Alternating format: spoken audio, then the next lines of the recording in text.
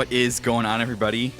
Welcome back to another exciting episode of the Unlockables podcast, the story of video games, the people who play them, and the memories made along the way. As always, my name is Eric. I am your host who is ambivalent to both good and evil, and I hope you're having a wonderful day. It means so much to me that you would tune in wherever, whenever in time and space you might be located. Check out what's going on in the world of video games. And I'm guessing by you, if you clicked on this episode, you've seen the title of the episode. We are going to be talking about the infamous 2005 game Shadow the Hedgehog for the PlayStation 2 and GameCube. And if you don't know why, earlier this year, Sega announced that it is officially the year of Shadow the Hedgehog, and we were all very, very excited about that. I assume it's probably because they have a new Shadow game coming out. It's like Sonic and Shadow Generations, and I think Shadow's going to be in the third Sonic the Hedgehog movie. So, year of Shadow indeed. It didn't work out for Nintendo when they did it, so maybe Sega will have better chance. But I couldn't review this game on my own, so I reached out to one of my best friends in the podcasting community, and the only man who I thought would be able to do this game justice with me. My guest today is the ultimate life form. It is Keith Gasper from the Main Quest podcast. Keith, how are you doing today, sir? I'm doing really good. And before anybody turns this off, just know that we're not talking about a Sonic game today. It's not a Sonic game. So don't worry. Don't worry about me being here. But I am almost, the perfect guest probably, but also not really fit to also talk about Shadow the Hedgehog either. We'll get into it. But thanks, man. It's always good to be here. It's going to be a good time. Definitely. Speaking of a good time, I just kind of want to ask you, I kind of pitched this idea to you pretty early, and I think you agreed without much hesitation. I think pretty much as soon, at least I don't think I twisted your arm too much. I think soon as they announced like the whole year of Shadow thing, I'm pretty sure one of us like screenshotted the tweet and sent it to the other. And then I'm pretty sure I was like, well, I guess we have to play Shadow the Hedgehog this year. And that was kind of the end of it. So when I originally pitched that idea to you, what was your gut reaction? It's exactly as how you said. I pretty much was like, yeah, of course. Okay, pretty simple. Right? Yeah. And that's only because I guess I'm just a sicko. I'm just a weird fucking sicko that despite what people say, I'm very interested in video games, and I'm interested in weird video games, and Shadow the Hedgehog has always looked like a weird fucking video game to me. And anybody coming from my show knows that I talk about, I guess not necessarily obscure games, but like kind of niche retro games, a lot of licensed games and stuff like that. A big part of my childhood. And so like, I've been through the ringer, man. And so I'm like, I mean, how bad could Shadow the Hedgehog possibly be? And then I got excited because one year I was doing my listener request month, and in the pot of games to pick was Shadow the Hedgehog, and I was kind of like excited. I don't remember who put that in there, but I was like, man, I kind of hope I get Shadow the Hedgehog, and I didn't. So I was kind of bummed about that. And so yeah, I mean, basically when you presented me the opportunity and knowing that it is the year of Shadow, which is extremely stupid, I had to jump on it. I had to finally play this game and knock it off. And it just seems like, despite this being Sonic the Hedgehog adjacent, I've been playing a lot of Sonic games this year, and I just felt like it was right. Well, I'm happy that I could help you scratch off one forgotten item from your podcast playlist there from your shows past. But was it you? Was it? I didn't put it in there. I don't think so. I would never. I was gonna say I would never actively wish that upon you, but here I am having like directly requested that you play it with me. I guess. Yeah. So I guess I kind of did actively wish it upon you. But for those of you who may not be familiar, like, he's not joking, and saying that this is a weird game is probably the nicest thing that'll be said about this game I mean, for the length of this episode. There's always it seems like the people that have the discussion around are video games art, which is a stupid question at this point, because yeah, of course they are, but it's always gamers. The gamers are so hard up, they always want to talk about are video games art, which I don't think is a real, it's doesn't need to be a discussion. I think people who are just so adamant on saying that it's not art maybe need to redefine what art can be now in 2024. And the two things, or I guess I should say the one thing rather, that connects art is emotion, right? I mean, a lot of emotion is conveyed through art and vice versa, right? And this definitely elicits emotions. So is Shadow the Hedgehog not art? As weird as it is? I wouldn't argue that it is an art, because I think the other component of that is, yes, art does elicit emotion. And I think art by its very nature invites critique and criticism because it means different things to different people. So I would not argue that it is not art. Whether or not it's good art is probably the argument. Because, for those of you not listening, this game kind of has just a very infamous reputation, even amongst 3D Sonic games, which I think have a little bit more dubious reputation among video games in general. It's usually not being very good in the eyes of critics, at least. The Sonic fans love their games, and, God bless the Sonic community. We're not here to bash the Sonic community or anything like that. They love their games, they support their games, and that's more than a lot of franchises that exist today can honestly say about their fans, because any other franchise seems very divisive, and people yell at you and fight. But Sonic fans, they love Sonic, they keep supporting Sonic, they keep getting more Sonic games. So that's a lesson into how to get your favorite video games, if you want more of them, is to support them, even if they're not looked upon as critically successful, I guess. Yeah. I mean, should we, for the layman who may have clicked on this episode and was like, did he spell Sonic wrong? Who's Shadow the Hedgehog? Isn't it Sonic the Hedgehog? I mean, Shadow he's a black Sonic. He has frosted tips. He has severe abandonment issues, and he skates around on Heelys. So that's who we're talking about today. We'll get more into Shadow's character later in the episode when we have a robust discussion about the plot of this game, because there is plot, and I think it says a lot, or maybe nothing at all, about Shadow as a character and what they were trying to achieve with him. But goddamn, does he look cool. Now, before we actually get into the game proper, let's just talk about a little bit of background information here.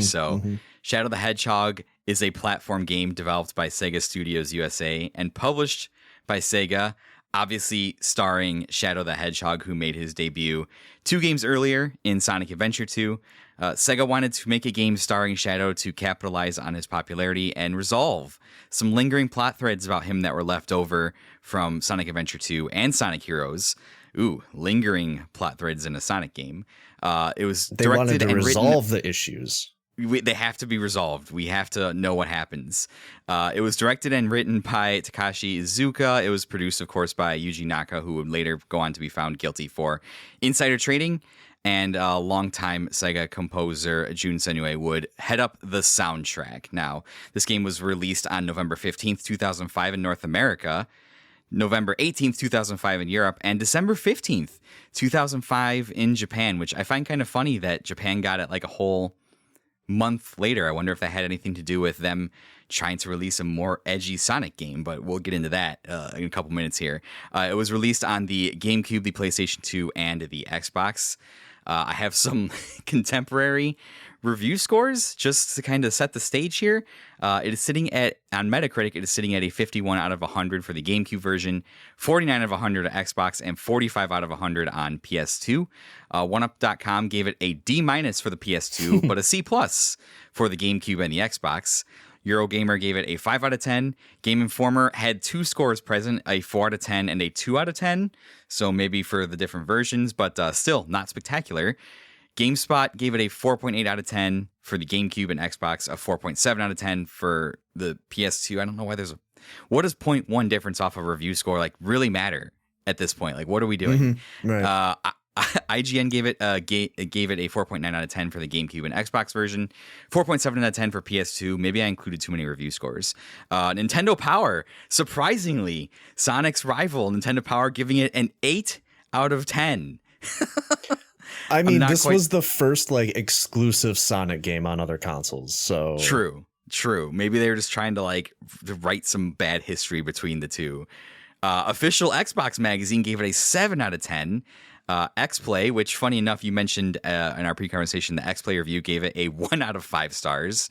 I got an Australian newspaper based out of Melbourne, the Herald Sun, gave it a 3.5 out of 5 stars. And the Times, a British newspaper, gave it a 2 out of 5 stars. So not exactly glowing reviews on the critic end, but it would go on to sell 2.06 million units as of March 2007, and it would receive the PlayStation 2 Greatest Hits treatment later on. That's insane. Dude, it gets crazier. I'll let you react to it once I've read all the general stuff. It was voted the best game of 2005 in official JetX Magazine's Reader Awards. Fun fact, JetX was a children entertainment brand owned by the Walt Disney Company that related to their slate of more action-oriented programming. So, Shadow the Hedgehog was the Reader's Choice Game of the Year in 2005. It was named the best platformer of 2005 by Nintendo Power readers, which shocking because they know good platforms because they've had good platform games in Mario. I guess there weren't a lot of platformers in 2005, and there's a lot of cross-genre stuff like Sly Cooper, like Lego games or Psychonauts that are probably more as classified as action adventure maybe. So yeah, this is the Nintendo Power 2005 best platformer. Surprising. So Keith, what do you think about some of that critical reception? What do you think about some of those awards and the sales and all that fun stuff? Best platformer? I cannot believe. Well, Nintendo Power readers. Nintendo. Well, these Power are the readers, right? Yes, so it's a reader's choice. They're stuck on a dying console. I mean, I can't blame them. They're reaching for anything they can. But I'm surprised that Shadow the Hedgehog, did get a PS2 and GameCube release because it's kind of an Xbox game. This seems like an Xbox game when you look at it. You're just looking at screenshots. You're just oh yeah, the very early era of Xbox where they were kind of stereotyped as the console where you want to shoot people on, that's what it was. And I did describe Shadow earlier, but I forgot to mention he has guns. Yes. So also that. But yeah, man, I'm not entirely surprised by a lot of these scores. I'm surprised by, first of all, that's crazy that a Walt Disney owned company awarded Shadow the Hedgehog of all games. Probably I don't know. Maybe don't put guns in your children's video game. I'm not sure, Disney, but also, Disney's very different nowadays. But back then, thinking about Disney's, that's different. I just thought of this too to interject this, considering that JetX is a Walt Disney owned brand company. 2005 was the year Kingdom Hearts 2 came out. It was a Disney video game, and it couldn't even win on a Disney outlet or whatever. Yeah. I don't know anything about JetX. It seems like it was maybe more action-oriented programming for young boys or something like that. Mm-hmm. So I don't know. Yeah, I never heard of it. If you were an 8-year-old, would Shadow appeal to you? Maybe. I was playing this and my 6-year-old was he saw Shadow. He didn't know who Shadow was, but he was like, "Oh, that's bad Sonic." And he was kind of like put off. He was kind of put off by it. Like he wants Sonic, you know. Right. So I don't know, but yeah, man. I mean these scores are completely fair compared to what I played, and also like as we continue here, I'm not even gonna pretend like I know anything about Sonic Adventure 2 or Sonic Heroes, so I'm just getting that out of the way. So I might have a lot of questions that you can't answer and that your listeners will probably be yelling at me for. So that's fair because I didn't actually realize when we set out to play this game how entwined it was with, like, I guess you could say Sonic Adventure 2 and Sonic Heroes. I didn't realize it was kind of like continuing off of the storylines that those games had built. I just didn't realize that. And then going back and kind of doing some research, I actually watched the full story of, like, someone explained the full story of Sonic Adventure 2, like, while I was at work. I was just listening to it. So there's a little bit of there's a little bit of crossover stuff in the story that kind of ties into this, but I don't, this is like spoiler for plot, which we'll talk about later, but I don't think they do the best job of tying anything new that they add in this game back to the original games in really any kind of meaningful or impactful way that you would argue is a good character arc for Shadow. Not that I would argue that there are good character arcs in Sonic games to begin with, but if you were trying to judge it based on anything like that, I don't think they did a good job. But yeah, we're not going to talk about that first. We're just going to kind of talk a little bit, some general thoughts. I usually like to open my episodes with just kind of some general thoughts, which we've already been doing. And I've kind of bullet pointed just general thoughts I had when I was just writing out the document, right? So I got to say, Keith, I cannot for the life of me understand why this video game exists. I don't understand the need for it. I mean, I understand why it exists, but I don't know why it's necessary.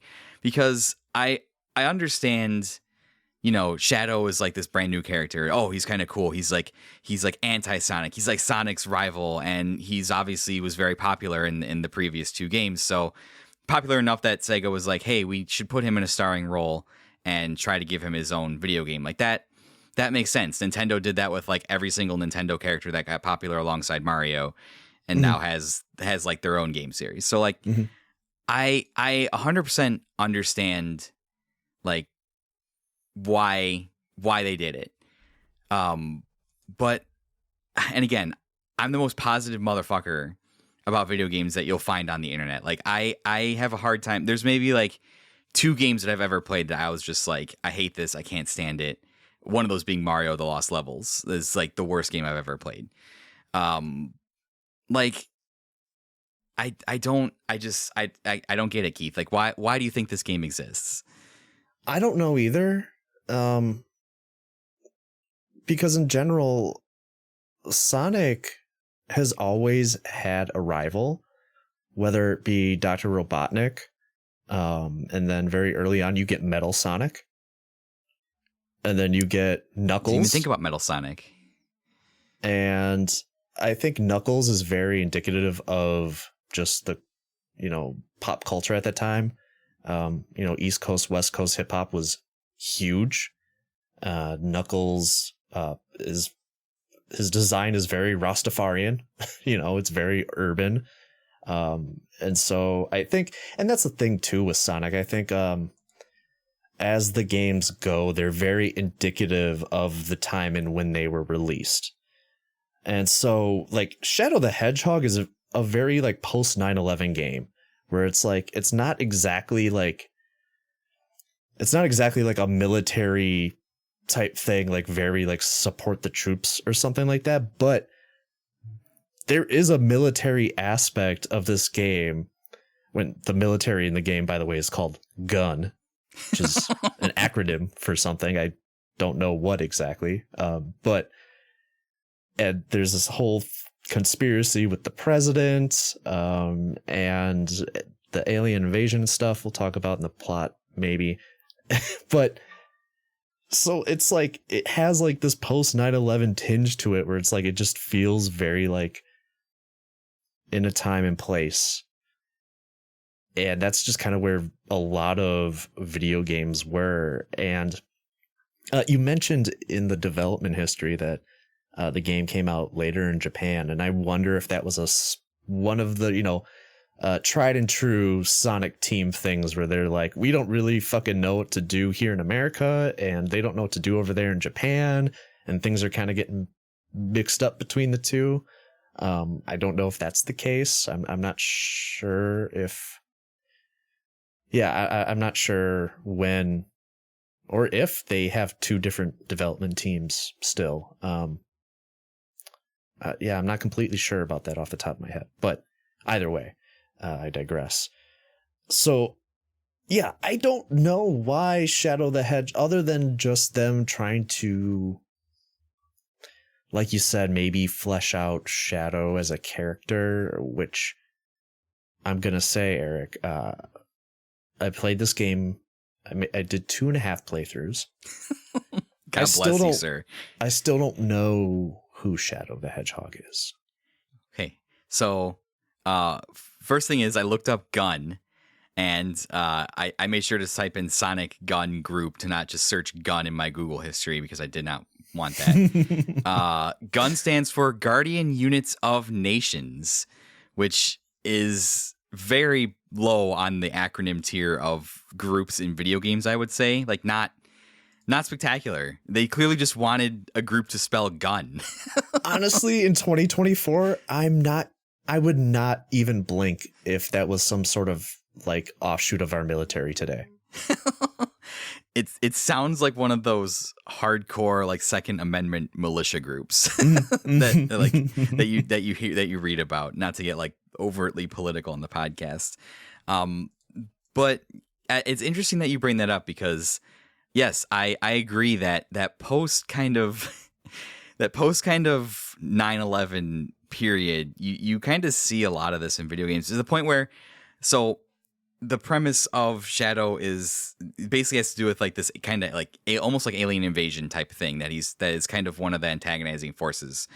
And it's funny because if you like see alien invasion, you would think, oh, they just call them aliens. But there are several times where they call them terrorists, and the president is getting briefed on like the alien invasion or like the general is, and they're like, we'll never surrender to terrorists. And I'm like, bro, it's an alien invasion. It's not terrorists. Like, what are you doing?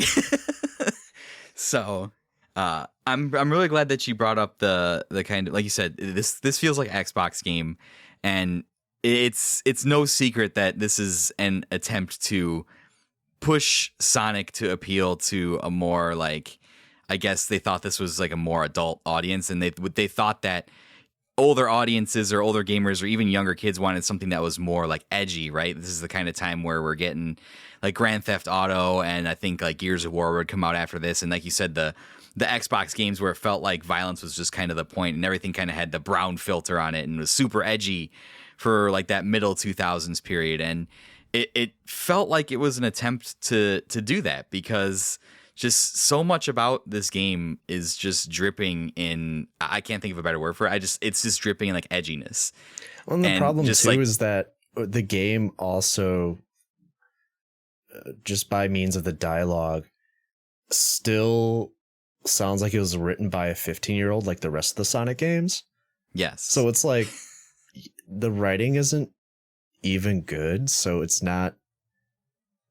also still very cringy, but also you're trying to appeal to like because at this time, like this, I mean, I wasn't even glancing at the Sonic franchise by the time this game came out. Like I was already too old for it.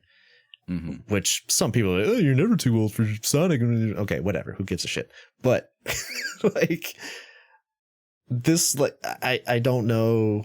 Other than, yeah, like you said, maybe like between 8 and 13-year-olds, sure. If like, yeah, a baby that could find it appealing, you'd be like, oh my God, yeah, Shadow's so cool. He's the darker Sonic, and like literally, which by the way, like the one thing I know about, sorry, it just came to mind. The one thing I do know about Sonic Adventure 2,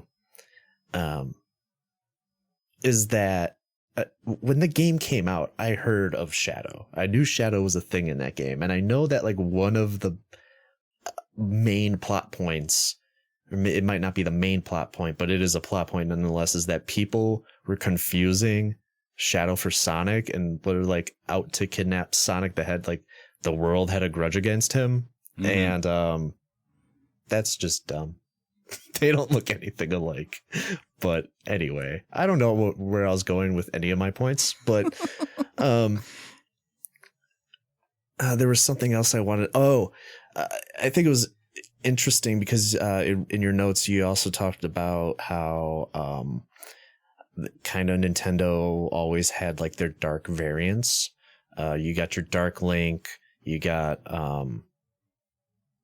technically it was like Shadow Mario, right? In Mario Sunshine or something like that. Yeah, like the Paint Mario or whatever that was actually Bowser Jr. Yeah. Right. And then you got Dark Samus, you got Dark Pit. You know, Nintendo always has dark variants. Sega never really had that. And so Shadow is technically the darker variant of Sonic in a lot of ways. The one thing I don't understand, and I never understood about the characters in the Sonic universe, is that they can all run fast. All of them. All of them are as fast as Sonic. Even starting with Tails and Sonic 2. Always just as fast as Sonic. And doesn't that... Again, we're going off the rails. This isn't a Sonic podcast. But like, it's all good. It's all good. Doesn't that make Sonic a lot less special? Yeah. I would say that, you know, I was going to bring up your point. I'm glad you kind of circle back around to it, because I was going to circle back on your point where you talked about how Sonic has always kind of had a rival. So the point of making Shadow doesn't really make sense, because he's always had like Knuckles or Eggman, even though Eggman's probably more like antagonistic than like the kind of rival variant. But he's had Knuckles. He's had characters that have kind of in each game stepped up and kind of like been that not fully antagonistic force, but he's surpassed all of them. So like at a certain point, I could see that this would be like a natural evolution in the storytelling of Sonic, that you would want somebody else other than Eggman to kind of push him as the protagonist, right? I mean, Eggman already has proven he can't stand up to him. Sonic's kind of, even though the characters play as fast as him, he's kind of surpassed everybody around him. So the next obvious step to me, like the step makes sense. You would introduce a character like Shadow that is essentially Sonic's polar opposite. That's kind of like tropey anime storytelling at that time period. I mean, it kind of, you know, you have Vegeta with Goku. You kind of have, when I watch Yu-Gi-Oh, like you have Kaiba with Yugi. You have kind of like that, not fully evil force, but kind of like rival force that doesn't always work with the protagonist, but will if they have to, and is kind of like can kind of toe that morality line a little more. And so I understand coming up with Shadow as a concept and like that, and he would appeal to me as a young kid. He looks pretty cool. But I always thought of Knuckles as like a much cooler character, which again, to be fair, I still don't know anything about Shadow after playing this. But I always thought like, you know, there's a lot more of a moral gray area with Knuckles being basically being you know, gaslit by Dr. Robotnik. Right. And I think that was really cool. And then I just kind of hate how I guess basically since Shadow came onto the scene, just kind of turned Knuckles into an idiot. Like he's just a doofus now, which is like, I guess, you know, like, I don't know. Maybe I'm just salty that Shadow kind of stole the spotlight from Knuckles. Well, the Sonic cast has that Dragon Ball Z thing where once they fight the enemy, then the enemy becomes the friend. Sure. So now everyone's just like friends. Like now, especially with like what I know of modern depictions of Sonic, like everyone's just basically friends with Sonic. Even more of like those ambivalent characters where you go, oh, traditionally Rouge and even Shadow. Like I'm sure I haven't played a lot of the other Sonic games, but it seems that when push comes to shove and the world needs saving, Sonic and Shadow will set aside their differences and basically save the world together. So, I mean, yeah, really, everybody, like Sonic just kind of wins everybody over to his side with his just relentless coolness and charm, I guess. and then you have to keep introducing. It would lend to the natural evolution of an introduction of a character like Shadow. But again, like you said multiple times at this point, this game does not do anything to kind of inform you of like what Shadow's true character is, because of the way the game is structured, because of the way the story plays out, and because the game wants it to kind of be like this, not almost like this choose your own adventure, to be like you can make Shadow whatever you want him to be, but also there's like a true ending to the game where it's like this is what Shadow truly is. So between all like the different endings and the true endings, and then the way that the Shadow the Hedgehog game kind of retcons the stuff that happens in the previous two games based on my understanding, it still just leaves you with kind of like this blank slate of a character where it's just like, oh, Shadow is morally gray, and he can operate in that zone, and that's kind of his only defining characteristic. He's been in 3 games now, a significant part of 3 games, and he hasn't really had that kind of like exciting character growth that you would see in a character in that silo, like a Vegeta has a great arc over Dragon Ball Z, or even Kaiba has a pretty good arc, or characters like that kind of grow to understand that they don't have to be as much of a dick and they can do the right thing, but he doesn't do that. He doesn't do that at all. It's bad. It's really bad. It's now thinking about it, having it played at least 7 or 8 hours of this game. I want you to tell me who Shadow is. Just tell me who Shadow is. Like, it doesn't make sense for me to choose who Shadow is because he was in a previous game, 2 previous games, apparently. Like, tell me who he is. Like, don't have this, like, huge mystery surrounding. By the way, we didn't even mention he's an amnesiac, which is like, they're basically, it's just a clean slate. Like, you can do whatever you want. Check it off on the video game cliche box. That's amnesia. Perfect. So it's so frustrating because even if you do 11 playthroughs of this game, I don't know, maybe it's just me, I wouldn't be able to put all that fucking tangled mess together to be like, okay, I know who Shadow is now. Mm-hmm. Because every single storyline tells you something completely different. Like, you're discouraged from playing any other routes other than the real true route. Like, any deviation from whatever path you choose can introduce a plot element that has no impact on another plot element from a different route. Because that stuff is just, it's immediately dropped. And it actually has nothing to do with the actual true story of the game. Right. But then if you just go on the true path, you're also not really given context for some of the other like small plot elements and the other, I almost said timelines. Same thing. Timelines that are just said through like one line of text, which they could have just put in the true storyline. I'm starting to confuse myself here. So at the end of the day, I'm just being like, you should have just done one fucking thing and settled on it. Right. Like, we don't need these branching story paths or anything like this is fucking Star Fox or something. It doesn't work. Like, the game wants you to get out a whiteboard like Pepe Silva and start connecting the dots and stuff. Like, I don't want to do that. It's Shadow the Hedgehog. They could have just told a straightforward story, and I don't know if that would have saved the game because, boy, there are other problems with this game. But, like, at least I could have gone with it. I was, I knew what I was getting into. I knew I was playing a Sonic adjacent game. So, I came at it with an open mind. And again, I have like this, I'm intrigued by like really weird, dumb stuff. I love Strangers of Paradise. I thought this was going to be on the level of a Strangers of Paradise, and it's not.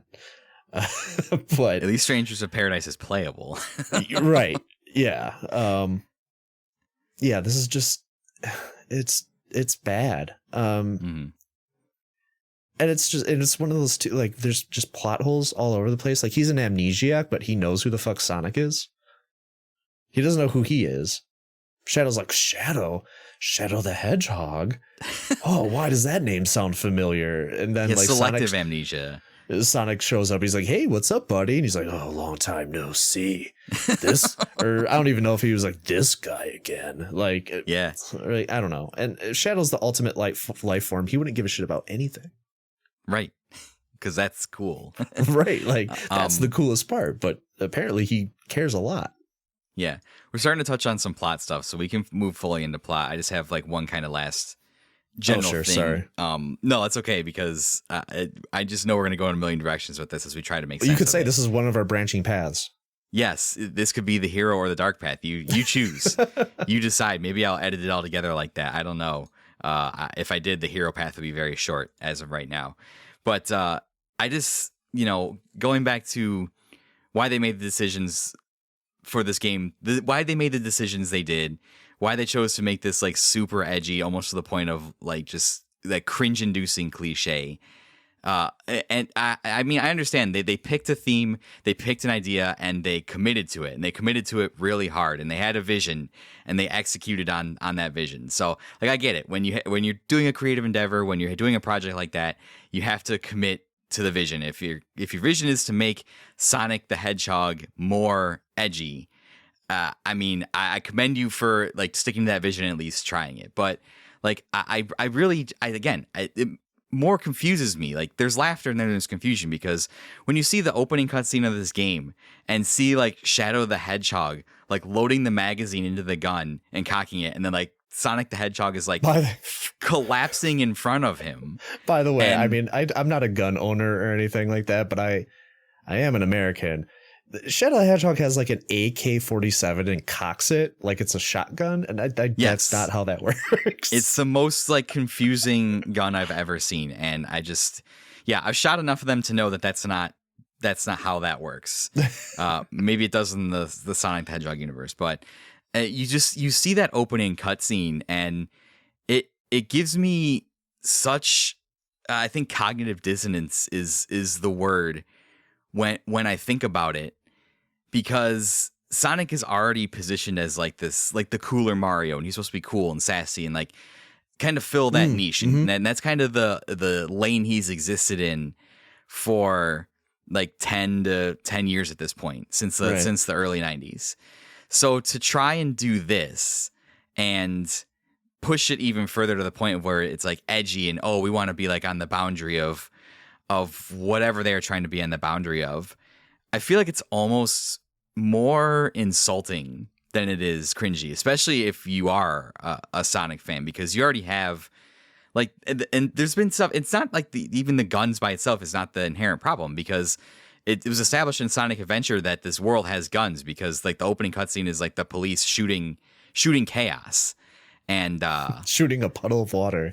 Yes, exactly. So like there are guns in this game, and like Dr. Robotnik's robots like shoot projectiles and stuff. So like that's not even it's the like main issue. It's like seeing Mario with a gun. Like, it just doesn't feel right. And to see Shadow like this anthropomorphic cartoon character with a realistic looking gun, which, by the way, I mean, some of the other guns in this game look like fucking Nerf guns. They look absolutely ridiculous. It looks like the gun, and then one looks like a fucking Beretta. Like the handgun looks like an actual handgun. It's very inconsistent, but I think it's just that juxtaposition of something that you are usually associating with danger and like aggressiveness with a cartoon character. Which is, I mean, hey, look at Pal World, right? It can be a selling point. And also, like, man, God bless them. People love Shadow, like, as a character. They do. They do love Shadow. People love Shadow. I don't know if they like this game, but I mean, yeah, you could say that it kind of seems like a slap in the face to Sonic the Hedgehog as a character, but I don't know. I guess I don't really want to talk about story stuff right now. And again, I haven't played SA2, so who knows? I don't know if that little girl is Shadow the Hedgehog's girlfriend, which is very strange. But I people love Shadow the Hedgehog, so I don't know if I could fully, maybe I just don't fully understand where you're coming from exactly, but I kind of get it. It just seems like overkill because they had Sonic, then they had Knuckles, and now they have Shadow, and then Silver is later. It's just like, oh man, Silver, like, oh fuck, he's silver. It's better than black. And then I don't know. It's like, I don't know where you go from there. Gold. Is there? Oh wait, no, there's Supersonic already, right? Anyway, I'm just talking out of my ass at this point. Yeah. Well, no, the point I was trying to make is, and I have no problem with like Shadow as a character. Like, I don't have any problem that he exists. I don't have any problem for the reason that he does exist. But I just feel like this game does him such an injustice because they chose this game and him to be this vessel through which they wanted to be more edgy. And that is, I feel like they just walked into the boardroom, their meeting, their giant conference table, wrote edgy on the whiteboard and circled it. And that was the entire guiding principle of the entire game. I mean, look at everything that they put in this game. It's like, oh, we gave Shadow a gun. Oh, in the opening cutscene, did he kill Sonic? Oh, that's super edgy. Oh, look, there are demons that come out of the sky. That's super edgy. Oh, look, Shadow the Hedgehog swears now. That's super edgy. And all the dialogue that they shove down Shadow's throat to try and make him sound edgy, like he says hell and damn, and this is like taking candy from a baby, which I approve of, or something like that. And it's just, just like, I'm like, what are we doing here? Why are we doing this? You know what? This is the perfect opportunity. And I said I had something lined up for your show here because we're talking about all the bad one-liners. This is something I do on my show when I have guests on. This is a game I would like to call Last Action Hedgehog. Eric, all I need you to do, I'm going to just rattle off some lines real quick. I don't want to take up too much time. I just need you to tell me if this is a line from a bad action movie or a line from Shadow the Hedgehog. Oh, God. I don't know if it's going to be possible. You already said one of them. This is like taking candy from a baby, which is fine by me. Yeah. That is from the game. The next line I have here is, too bad, you will die. That's an action movie. Yeah, that is from Mortal Kombat Annihilation. Okay. Lock and loaded. Goodbye, Doctor. That is Shadow. Yeah, you got it. I'm going to take you to the bank. The blood bank. That's an action movie. Yeah, it's from Hard to Kill. For sure. Pain don't hurt. I'm going to say action movie because Shadow doesn't talk. Shadow at least talks proper English. Well, it's not. These aren't all lines from Shadow specifically. Oh, okay. Just from the game, period. Oh, okay. Paint. I will go with. I'll say action movie for that one. Yeah, Roadhouse. Okay. We just came to have a good time. You're too stupid to have a good time. That's action movie. Yeah, that's also from Roadhouse. Nice. If you haven't seen Roadhouse, you should watch it. It's good. Embrace the dawn of your demise and despair. That's Shadow. Yes. Oh, I'm good at this edgy stuff, man. No one can tell me what to do. That could be vague. Either. Yeah, I'm going to go Shadow. It is Shadow. Yeah, because I know one of the plot endings. So I'm reaching in my bag of Shadow lore to answer that question. And the final one I got here is Dead or Alive, You're Coming With Me. That's action movie. Yeah, it's from RoboCop. Damn, Eric. I think I went 10 for 10 on that. Yeah, you did. How come I can't ever do this good when I'm on your show for the games? I mean, come on. But, something tells me you played a lot more Shadow the Hedgehog than I did. I watched a lot of compilations and, that makes sense. Story bits, I think, probably. So, but again, like I said, I think the game's main premise was to be edgy, and I don't think that's necessarily fair to Shadow or Sonic as a character. I mean, God bless them for having a guiding principle during design, and they set out to, whether this was accomplished the direction they wanted to go, I don't know, but they did it. And I don't agree with it. I think it's that the whole point of that whole line thing is just to like show like just how hard they tried. Like yeah, it's pretty awful, but right. And like I said, I don't know. We can sit here talking about like just about that stuff the whole time, but we started touching on some plot stuff, so I'll toss in music here and then we'll start talking about the plot specifically.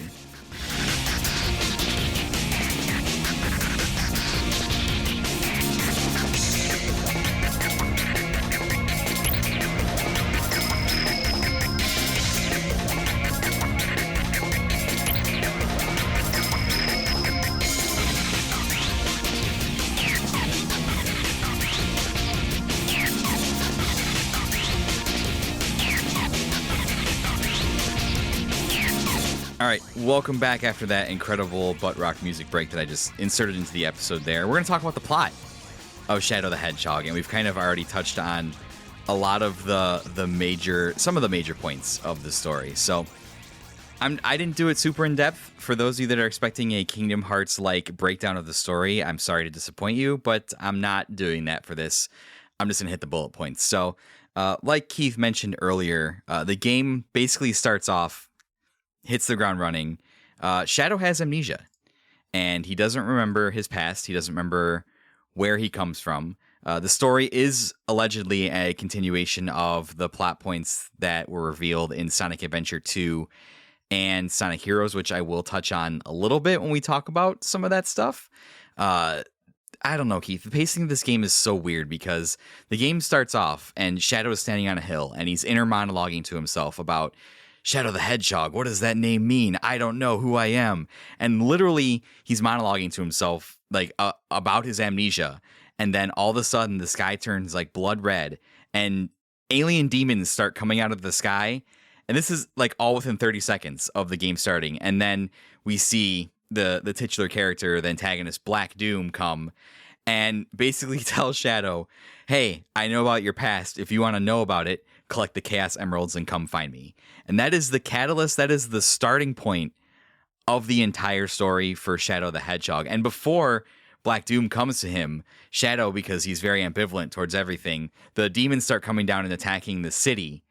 And Shadow's like, "I don't have time for these humans," and is just going to walk away because he's so ambivalent towards good and evil. He's out for himself, and he has amnesia. So that's the whole like setup for the entire plot of the story, which I just find like we get so many things happen in that span where we learn Shadow has amnesia. We learn a little bit about his character. The demons fall from the sky. Black Doom comes and tells Shadow that he knows about his past and collect the Chaos Emeralds. And then we're off into the first level. So yeah, that's the start. I don't want to reiterate some of the stuff I've already said about the plot and how messy that is. But I will say, like, I think like verbatim after Black Doom, who gives a shit? After he shows up, Shadow, I think verbatim, the line was like, "Well, he seems like he knows what he's talking about, so I better get to it." Right. It's like, what? I think he says something like, "He seems to know about my past, so that means I have to trust him." Like just like that. Just demon devil guy comes out of the sky, tells you that he can tell you about your past, and you just believe him. And the thing too is, I feel like the game designers want you to go down the dark path because there isn't any interaction with any of the hero characters aside from them just yelling at you during gameplay. Mm-hmm. So I mean, there's some cutscenes here and there, but right off the bat, I mean, you're not introducing like, this tug of morality right away. It's just go do Shadow, go fuck some shit up. And then it's like, all right, we're going to have to go fuck shit up. And then all of a sudden Sonic is just like, "Hey there, pal. Oh, don't hurt the troops." It's like, that's the interaction with the hero characters right away. Where it's just like, "No, you're supposed to be a good guy," but it's like, I don't know. Like, I was just told to be a bad guy. And I mean, the whole morality system in this game is bullshit. It's almost non-existent. Right. So I'm glad you touched on that because yes, once you run off, you have the intro stage, which is Westopolis, I believe, generic city being destroyed level. Which you have to play 11 times, by the way. Yes, which if you want to get all the endings in the true ending, you have to play the same couple of levels 11 times. 11 times, which is brutal. And some of these levels are designed BS, but we'll touch on that, I'm sure. So you get into Westopolis, and the way the game works is there's a branching mission structure, basically. So each mission you play in the game has 3 possible outcomes you can achieve. You can achieve the neutral outcome, which is just race to the end of the stage and get the Chaos Emerald. You can achieve the dark mission, which is usually like something that's evil, like kill the soldiers or whatever objective Black Doom wants you to achieve. Or the hero path is usually helping the hero character in the stage. So like Sonic or Knuckles or whoever that is. Sometimes the hero path is Eggman, which is insane to me. So yeah, every stage has this kind of branching mission structure, and depending on what mission you choose to complete in each stage, it leads you kind of down this like choose your own adventure path. And I think there are 6 stages in the game, and depending on what path you take, you get one of 10 endings that I'll break down here in a second. So it's clear. Obviously, Shadow having amnesia, they want to set this up so that you, the player, have some agency as to the type of character that Shadow is. I don't think this works at all. And what are your thoughts, Keith, about the branching, the mission structure that also serves as like the morality system for Shadow? I mean, I don't want to like I said, I don't want to reiterate too much of what I think I jumped the gun on that, but I mean, yeah, none of it works because so many plot threads are dropped from path to path that they just don't come up again. Like there's one path I took where Shadow was like, "Oh, I'm a robot," and then I somehow dipped off of that path. Well, I shouldn't say I know what happened. I accidentally died or did fucking something. The game fucked. I don't know what happened. This game is a mess. I dipped off that path, and then suddenly like Shadow's talking about becoming the ultimate being, and I'm like, but are you still a robot? Like, I don't. Right.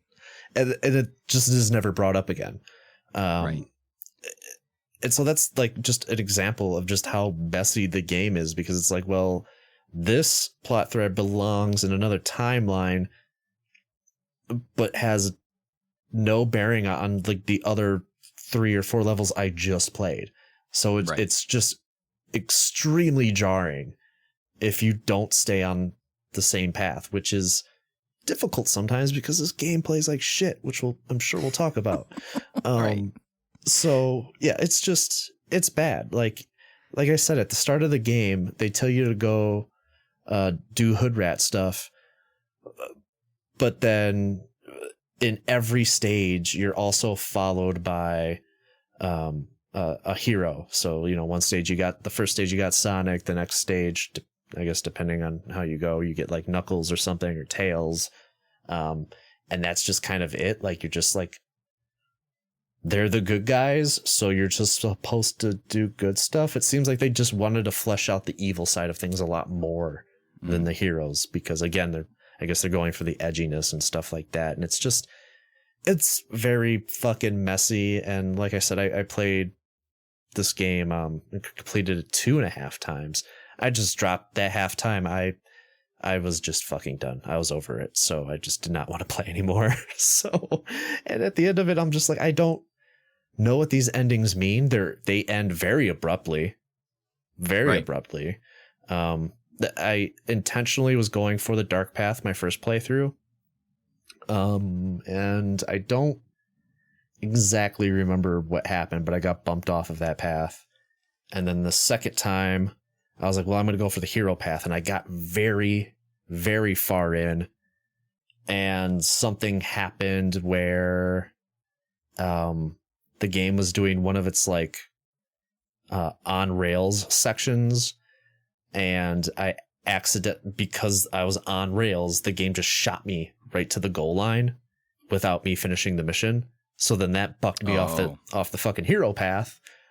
And so like I think it was like the last level too. And then the other time I was like, well, I'm going to go for the dark path again because that one went astray pretty quickly. And there's one level, we'll get to it. I couldn't do it twice. I just could not do it twice.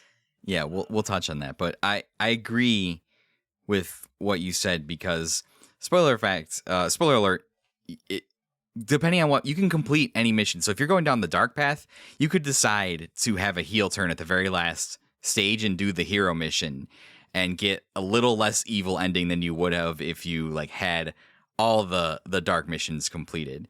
There are 326 possible paths through the game, depending on which missions you choose to complete in each stage. 326 possible different stage route mission combinations to get to the 11 endings, which is absolutely insane. And there are many paths you can take in life, and true, one of them is not to do that. Yes, listen, if you're out there, you stumble across this episode, if you've played all 326 paths, please call me. I want to ask you some questions.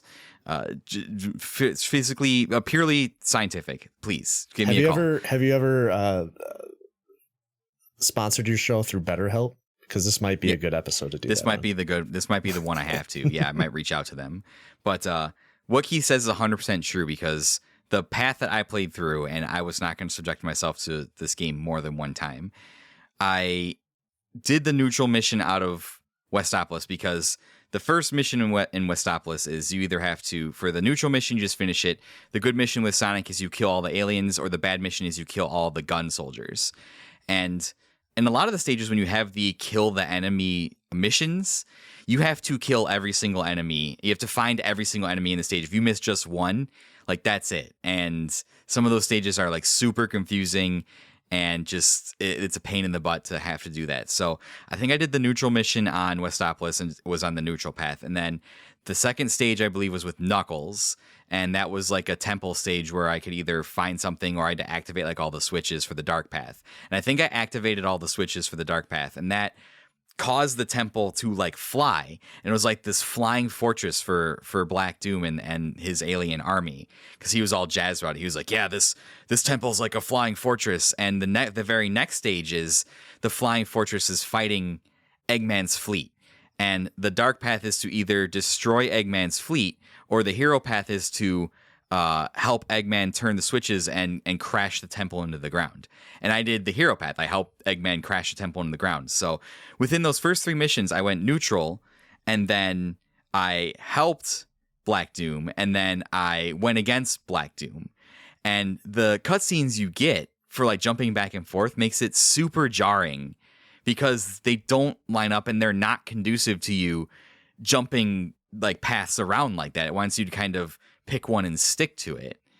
So if you do kind of jump around like that, you get this like really disjointed story where if you're trying to do a choose your own Shadow adventure, you get certain points where he's helping Black Doom, certain points where he's like fighting against him, but like Black Doom isn't commenting on like, hey, why did you just help me and then fuck me over like the next stage, which I guess you could be cute and say like, oh, it's Shadow's inner struggle within himself to like do the right thing. But that's kind of, I think that's kind of like flimsy. Yeah. And it almost feels like Shadow is just this avatar and it's just a tug of war between Black Doom and the hero characters to try and like get him to do what they want him to do. And he doesn't really have an agency of his own. No. Unless he just like neutrally gets all the Chaos Emeralds. But I mean, it's just, yeah, it's from like choose your own adventure morality system, like mission path. It's not good, especially when you have a character that even Sonic Adventure 2 and Sonic Heroes kind of leaves Shadow as this ambivalent character that doesn't have any of his own agency, and he's not getting any of his own agency in this game, really. Well, I think one of the, and it's a late reveal, is that Shadow is made by the blood of Black Doom. Yes. And so that's kind of like the glue that's supposed to hold the story together, but you don't get that if you if you play through the game casually. And to your point, like if you do try and stick to one path, it's very hard to do. Like this game is tedious as hell. Like I understand what they're going for. They're trying to really pad the game out, make it worth your playtime. 7 stages, way too short. I understand. I get it. But like the stuff you have to do to be able to stay on those paths, like the light side missions they're different. Like the light side missions, they switch them up between stages, which I appreciate. The Tails mission is incredibly brutal, but the dark side stuff is like you said, like most of the time it's the same fucking thing where you just kill all the humans. Mm-hmm. And that's it. And it's just, I don't know. So do you want to, I actually wrote down all the endings. Do you want to hear all the various endings? I can list them off. Yeah, man, go ahead. Because again, like I said, it's some of them just end abruptly. Yes. The 2 endings I got were just the game ended. I'm like, oh, okay. So as we've said multiple times, there are 10 endings to this game, and you have to play all 10 of them. And you take the branching paths to get to the different endings. Oh my god, pure dark ending. Yes. So this is how they this is how one thread I saw I classified the endings. But there are 10 fucking endings to this game, and all these endings are super abrupt, and most of them end with Shadow discovering some kind of truth about himself and declaring, "This is who I am." And that's how it ends. That's just how it ends. Credits roll. So yeah, if you only play this game once, it's very, very confusing, very abrupt ending. But so if you go pure darkness, there's the pure dark ending. And this is where Shadow declares his intent to use the power of the Chaos Emeralds to destroy the planet. There's the almost pure dark ending where Shadow declares that he'll use the Chaos Emeralds to conquer the universe. He becomes like a truly antagonistic force, like a villain in the Sonic world, essentially. Why is that almost pure dark? I feel like that should be the pure dark ending. Listen, it gets worse because I think there's a neutral ending that's worse than the dark endings, but that's fine. Okay. There's the mostly dark ending, which is Black Doom's plan succeeds as the plan essentially the story is that Black Doom plotted with Eggman's grandfather, Gerald Robotnik, to make Shadow, and Shadow swears loyalty to Black Doom. That's the mostly dark ending. The less mostly dark ending. Jesus Christ, this is like the pain chart on doctors. Yes, it's like 1 to 10. Shadow declares, "I am Shadow the Hedgehog, and only I know what is best. No one can tell me what to do. This is who I am." And so Shadow, basically like an angsty teenager, goes against all authority, and he decides what he wants to do. I think that's the one of them that I got. Okay. There's the neutral dark ending, where Eggman convinces Shadow that he's an android, but it doesn't win Shadow over to Eggman's side as he intended. Rather, Shadow becomes fixated with hunting down and punishing his creator, and he also says that even though he's a copy, he'll use the emeralds to surpass the original Shadow. So that's like where the android ending comes in, where Shadow is like an android. The neutral good ending, which this is insane to me, Shadow is convinced he's an android once again, and at the urging of Omega, you finish the story with Omega and you get this ending, he declares himself the new ruler of like the Eggman Empire, and then he fucking kills Eggman. Like straight up kills him. Like you hear like a karate chop sound. Sonic hasn't. Dude, you hear like a karate chop sound, and then Eggman goes like, "No!" And then like that's it. And so I'm like, that's the neutral good ending, is he fucking kills Dr. Eggman? Like, he murders him. That's insane. There's a line where he's like, I'm about to do what Sonic should have done a long time ago. Yes, it's insane. So, yeah, neutral good ending is he kills Eggman. The less mostly hero ending is that Shadow is determined to live on as proof of Professor Gerald's life work. He banishes Eggman from the Ark, which is like the space colony space station floating around the planet. And he declares to live there in solitude to protect it. The mostly hero ending, Shadow gets super emo here, and he says, he's like, "I'm an experiment that went deadly wrong. I'm a mistake. I should never have been created." And he just mopes away. And it's funny because like Vector, the fucking crocodile, is there trying to comfort him. And it's like, it's Vector. Like, what are we doing here with this ending? The almost pure hero ending, he basically declares himself Sonic's rival by declaring that he is the ultimate hedgehog. That's the other one I got. Okay. And then the pure hero ending is Shadow decides to keep his promise to Maria to give them a chance to be happy, i.e. protect the humans, use the emeralds to destroy Black Doom and his army. So those are like the different various endings that you can get. And if you get all those endings, you then get the true final ending, which means you need to do a minimum of like 11 playthroughs of the game, I think, to get this, which is insane. So after Shadow gathers all of the Chaos Emeralds, Black Doom takes them and uses the Chaos control power to bring the Black Comet to Earth, and it paralyzes everybody except Shadow. And this is where Black Doom reveals that Shadow is the creation using his blood, which meant that Black Doom would have been there during the events of Sonic Adventure 2, because that's when it was revealed that Professor Gerald, Eggman's grandfather, created Shadow. And that's kind of what it's implying here. And it also kind of implies that Professor Gerald created the Ark and its like giant fuck you cannon to destroy the comet. And this is where Black Doom turns into Devil Doom, and Shadow uses the Chaos Emeralds to turn into Super Shadow and defeat Devil Doom. And during the course of the fight, Eggman reveals to Shadow that he's not an android, but he's the original Shadow, because Eggman figures that out somehow in this game. Wait, so is the Shadow the Hedgehog in Sonic Adventure 2 an android? No, he's the real thing. I'll get to that. Hold on, I'll get to that. So after the fight with Devil Doom, Shadow's seen on the Ark holding the picture of Maria, who was Gerald's granddaughter and was like Shadow's only real friend when he was like an experiment or whatever. And she got murdered by gun is one of the plot points. So that's why Shadow was like, oh, humanity's awful. After they beat Devil Doom, he's seen on the Ark holding that picture, and he says, "Goodbye, Shadow the Hedgehog," and he tosses the picture aside and he walks away because, Keith, he's discarding his past to forge a new path. He's so cool. So now he can truly be whoever he wants to be. I've got so many fucking questions about that true ending. First of all, I mean, the human characters in the Sonic games have never looked good. I don't care what anybody says. Maria looks like Alice in Wonderland. Yes. I don't understand what is with this 1930s golden age of Disney design for this little girl. It's fucking weird. Also, Shadow, are there relations?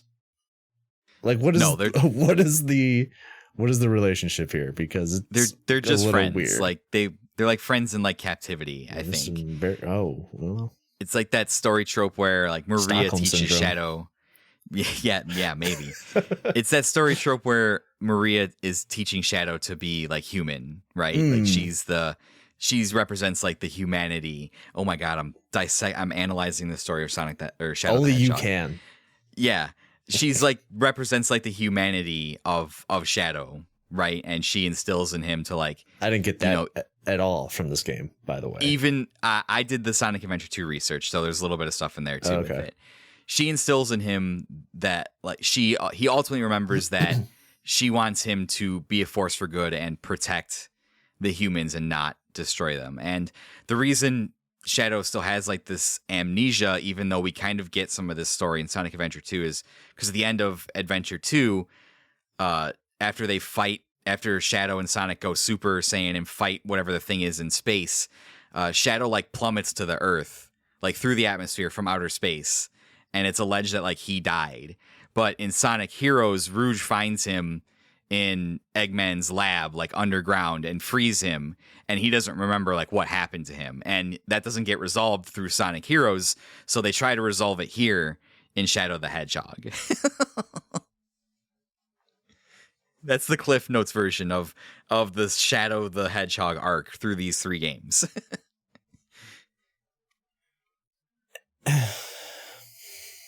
Yeah. Where do you want to start? Do you have any questions? I don't know if we have time for any of them. Okay. I really don't. Because it's just Gunn murdered Maria, yes? Yes, because they raided the Ark because they didn't like what Professor Gerald was doing, in my understanding. And in Sonic Adventure 2, Professor Gerald tries to like kill all of humanity. Like he sets up like a failsafe to like cause the Ark to crash into Earth because Gunn killed his granddaughter.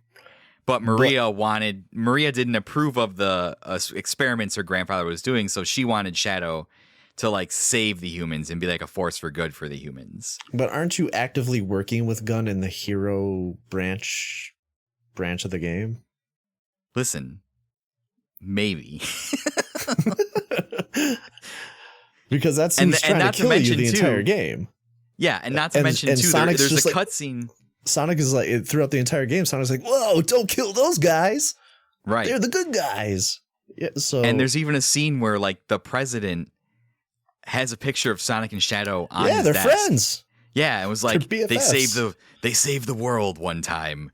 And it's just it's not like a one of those photos where it's just like a portrait of them. It's like literally Sonic and Shadow hanging out with the president eating chili dogs and shit. Like it's a very personal photo. It's kind of weird. Yeah.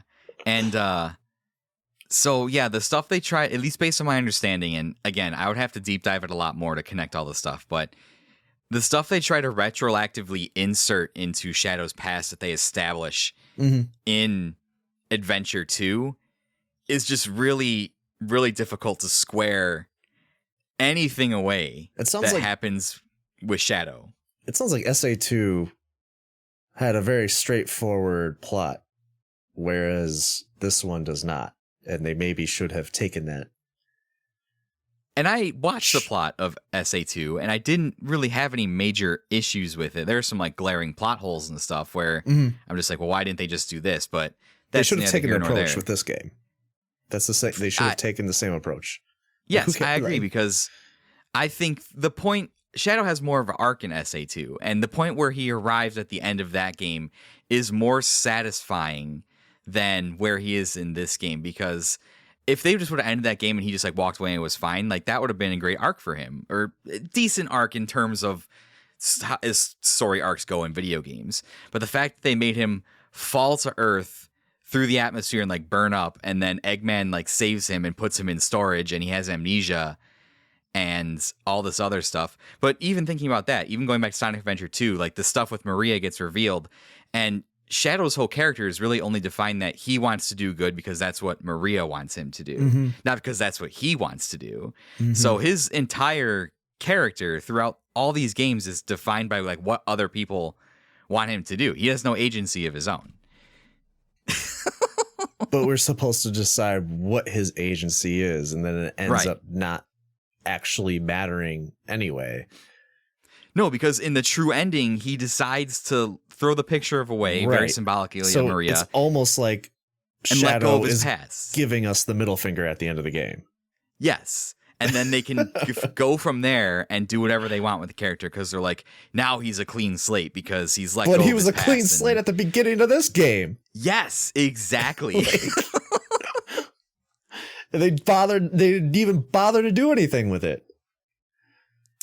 Like I said, if you're analyzing the character of Shadow, he just doesn't have an arc across these three games, and you don't learn anything about him in this game, and he has no consistent character traits in this game because he's all over the place. And it all depends on what decisions you make. And even the 10 endings are all over the place because, like I said, the neutral good ending is he kills Eggman. And then the true ending is he just decides that he's going to let go of his past and live his own life from now on. I don't know. It's not a good plot. It's not a good plot, Keith. No, you don't know. Yeah, you don't. I mean, I checked out of the plot after like the first ending. And then I was like, okay, this hero timeline, it seems like it's kind of okay. You know, I'm like I said, I came to it open-minded. I was giving it the benefit of the doubt the second playthrough. But then once I deviated from that, then I was like, I don't know what he's talking about. I don't know what anybody's talking about anymore. Like, this doesn't line up. No, it doesn't line up. I think we've probably done enough plot stuff, right? Do you have anything else you want to add or talk about the plot for? Dude, no. Okay. No. I mean, I saw you also mixed in the boss fights with these endings here. I didn't think it mattered. Doesn't matter what boss he fights when. I mean, I think it segues great into gameplay because the boss fights fucking suck. That's a great segue into gameplay. And I know you had some stuff you wanted to talk about gameplay, Keith. So, Keith, what are your thoughts on the gameplay? Oh, man.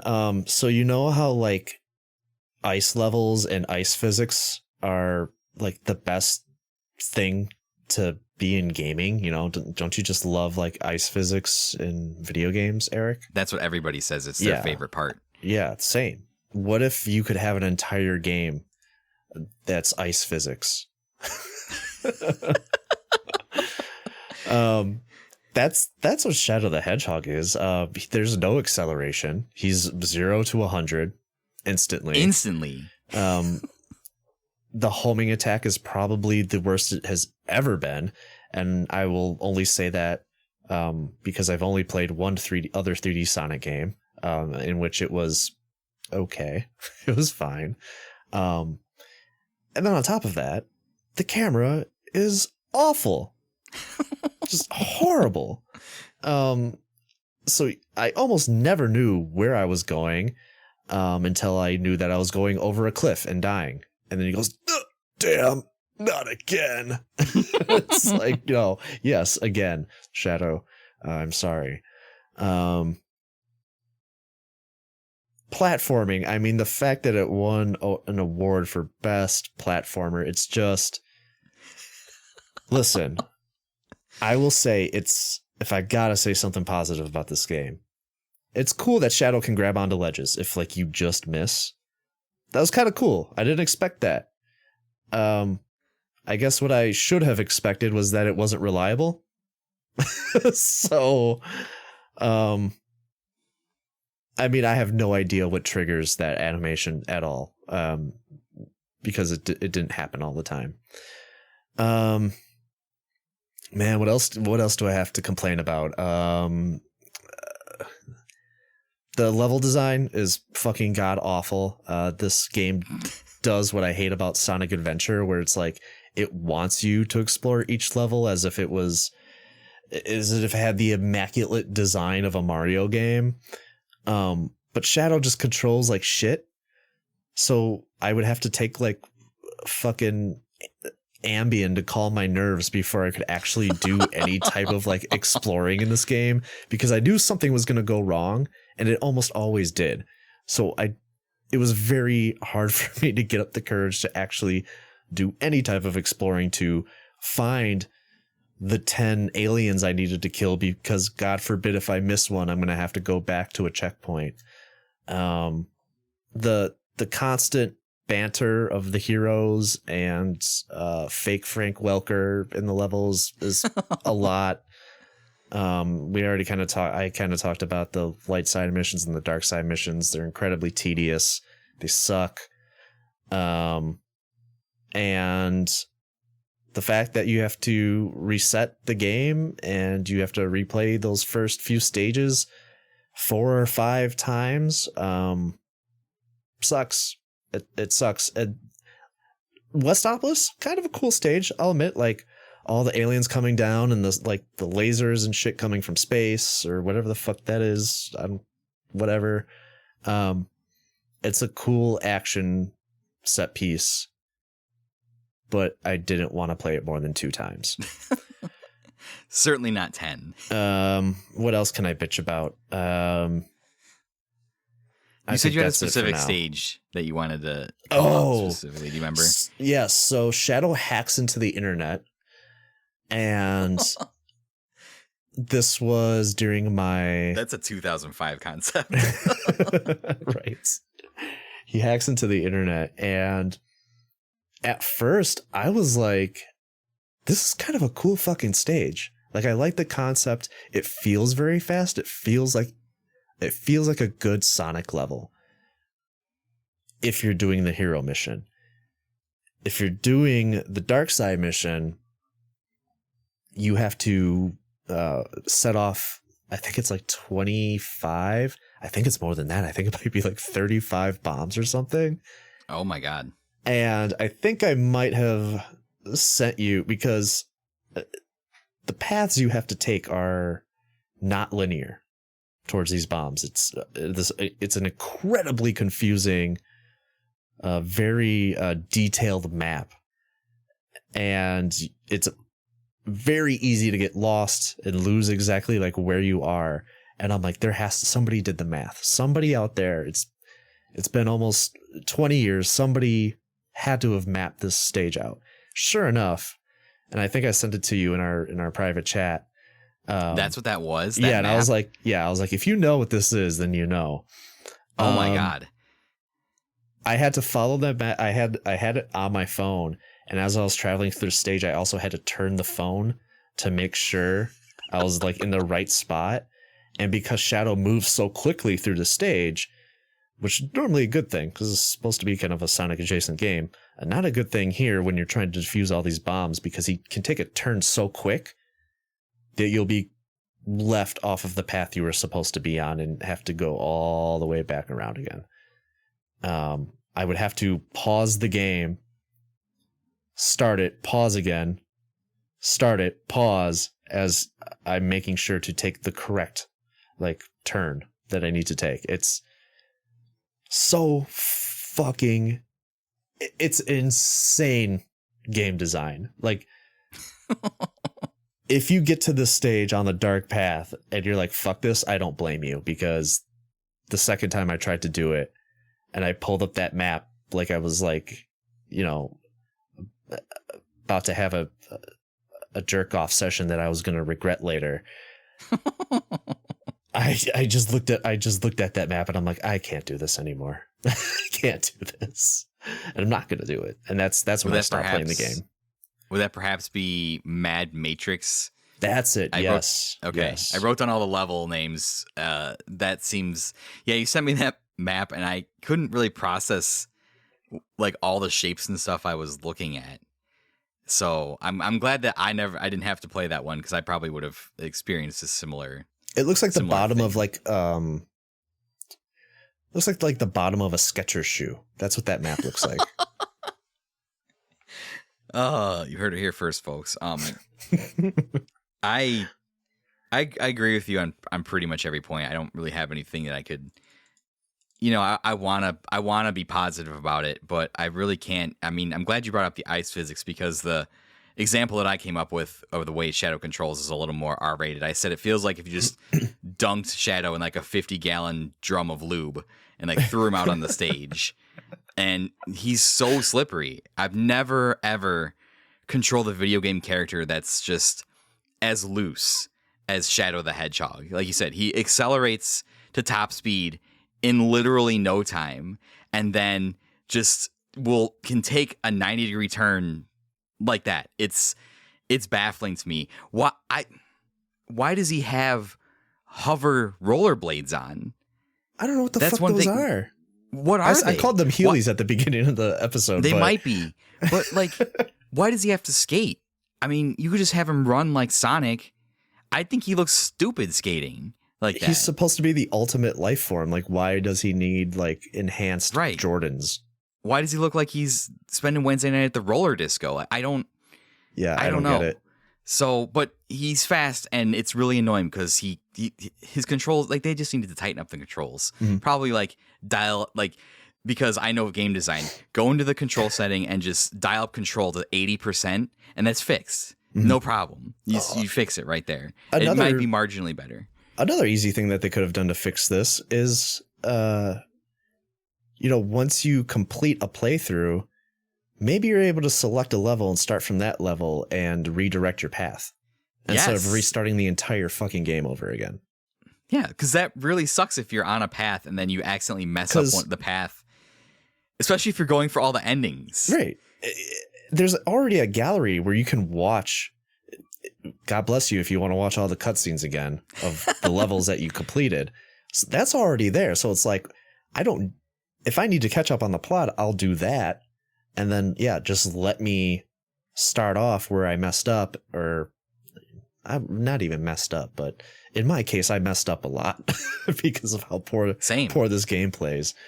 And, just let me start off at a level. Let me select a stage. I would have appreciated that a lot more. I probably would have stuck it out with this game. I probably would have at least like played every stage. Sure. Yeah. At least. Yeah. If I could select them. Going back to Shadow's movement, this also affects the main mechanic of the game that they advertise so heavily on the front of the box and the cutscene is the guns. So there's no there's no mechanism in the game by which Shadow is able to aim your firearm or whatever weapon you have.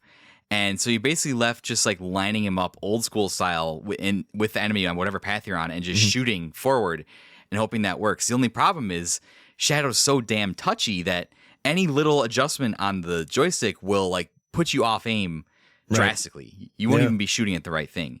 And that's really unfortunate because guns are actually stronger than the homing attack in this game. Like guns are very powerful. Well, the homing attack is so fucking inconsistent. Like, I agree with you. I agree with you on that too, because I know you and I both played Sonic Adventure this year, and I felt like, that game has its gameplay problems, but I felt like the homing attack, even in Sonic Adventure, was more consistent. Yeah. Than it was in Shadow. Like Shadows, I could not trust the homing attack to home. The main word in its name, I couldn't trust it. Like if I wanted to hit 3 enemies, I wasn't even comfortable like using the homing attack to like cross a ledge, or like if there was a narrow path and there were 3 enemies across it. Usually if I homing attacked once and then I went to homing attack the one off to the side, I would just shoot past it and go off the edge and die. Yeah, 100%.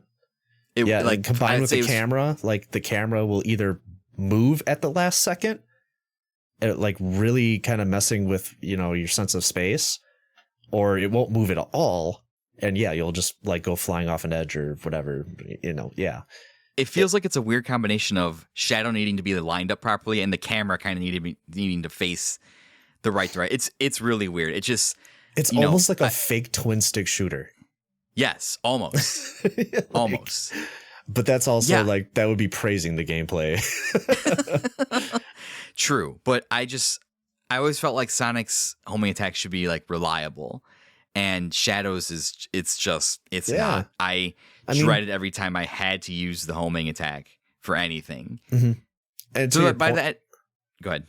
I was just going to say, to your point, like with the guns, the gun mechanic, it's almost to the point where you almost always have to use one. I know in my hero path, like I was always just using a gun because all the aliens have guns. And I knew I was going to get a ton of ammunition. But like, it's just the way I played it was just, I wasn't holding forward on, the control stick like I would in Sonic Adventure or anything like that. I was just very lightly tapping the stick forward so that, Shadow wouldn't go too fucking crazy, and then I could still aim with the gun, which is like, it's a fucking fun way to play a Sonic game. It's just like, if you wanted this to be more of a methodical shooting game, like, don't make this motherfucker skate around like he's on ice skates. Like, I don't understand. Right. If your main premise of your game, or one of your main premises of your game, is that there is a gun in it to shoot, you have to make it fun and enjoyable to shoot. Zelda figured it out in 1996. Yes. Although that's a little clunky today, I would argue. But still, yes, I would say that had not been a brand new thing or anything like that. It's 2005. No, and I don't feel like it would have been that hard to implement into something like this, even just for like the aiming, or even just like hold one of the shoulder buttons and it locks Shadow in place and you can aim like a reticule or something. A Z button on the GameCube controller, for fuck's sake. I don't even think it does anything. And at this point, we had the DualShock controller for the PS2. So, I mean, R3. We had the L3. Yeah. Right. So we had thumbsticks, we had extra shoulder buttons. So it was like, what are we doing here? What? Mm-hmm. Why? I don't understand. It's just a long adds to the long list of things that I just do not understand about this game. So those are my primary gripes about the gameplay, is just the way Shadow plays in general, and that just infects everything. It infects the platforming, exploring the levels, the boss fights, which I don't even have to go in depth with the boss fights, but oh my god, I don't feel like boss fights has ever been Sonic's strong suit ever. I've never felt overwhelmed or challenged or in awe of a boss fight in a Sonic game that I've played, and I've effectively doubled the number of Sonic games that I've played this year. The thing I hate about this game in particular is that the boss fights are so vague. Like, some of them are like, am I supposed to shoot? Because of the tools at Shadow's disposal, I'm not quite sure what I'm supposed to do. And there's this one fight in particular for one of the endings that has Sonic in it, and like, I wasn't sure if Sonic was also part of the boss fight. Like, I'm like, are you friend or foe? Because he was hurting me. Sonic would periodically hurt me while the boss was also hurting me. But then I also figured out, because I had to look it up because I had no idea what they wanted me to do. There was, like, for once, no dialogue except for, like, I don't know who it was. I think I was fighting the president. I don't remember, but either way, the president checks out. The president is like in a giant mech or whatever, and he just keeps repeating the same lines over and over again, like a typical Sonic villain. But I had no idea what to do, and I had to actually like jump off of Sonic. But also, again, there were times where that was inconsistent, and Sonic would also injure me. So I'm like, it's bad. It's the gameplay is so poor. This like screams rush job. That's one thing I didn't look up for the development history, is how long it took them from like conception to completion to get this game out the door. I'm sure they had a deadline that they wanted to shove it out on, for sure. And then also about the boss fights too, just kind of looking back on, I wrote a lot of the ending boss fights for the different endings of the game.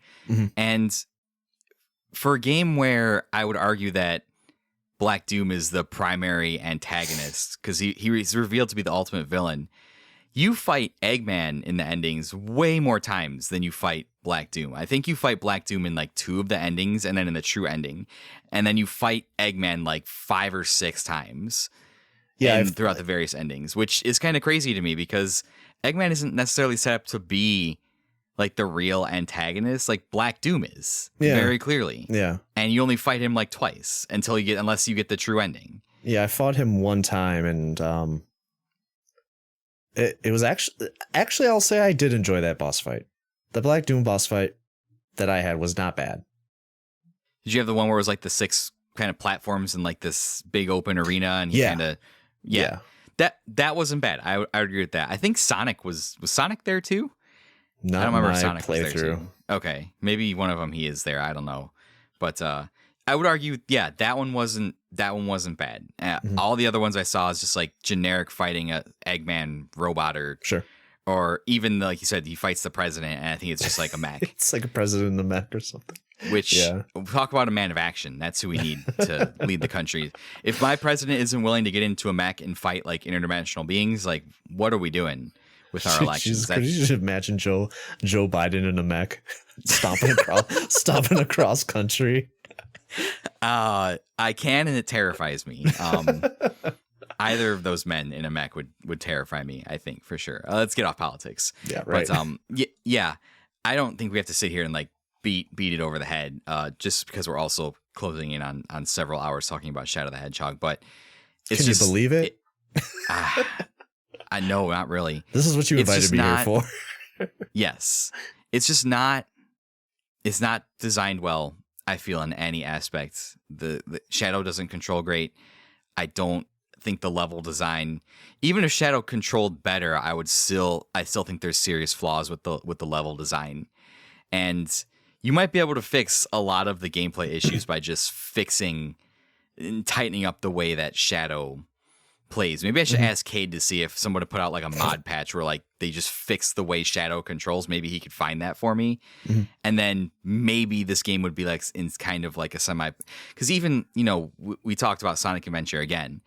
Even though that Sonic Adventure has some stuff that is game breaking, I still felt like Sonic Adventure overall controlled better than Shadow the Hedgehog, a game that came out 6 years later on an equivalent system.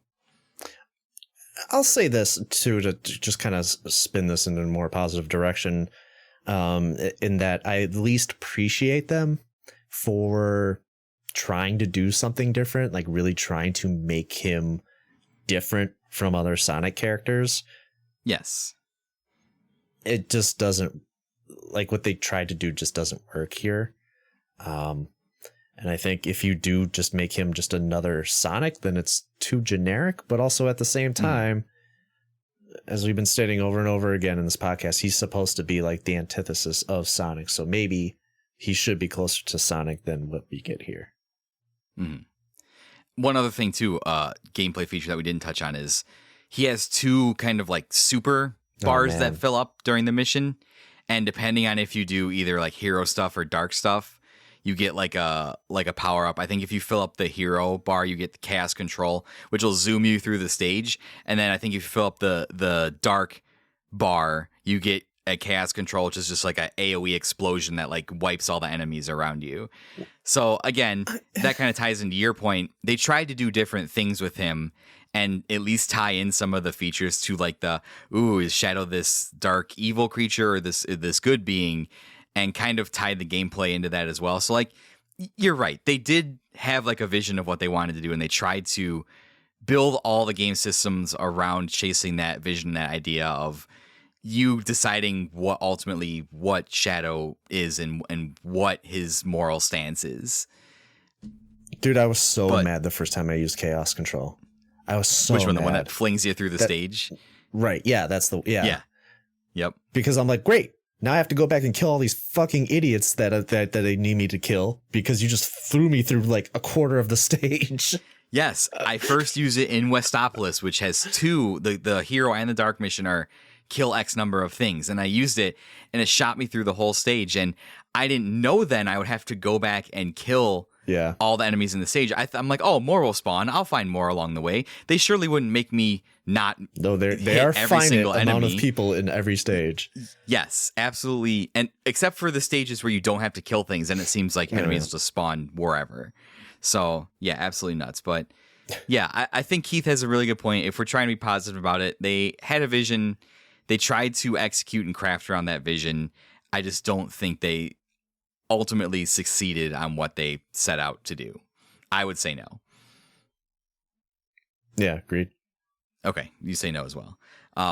We've touched on a lot of bad things, and might have come up. The last thing I had in here was audio visual presentation. Do you have anything enlightening you'd like to say about the audio visual presentation? What did you think about the way it looked and sounded?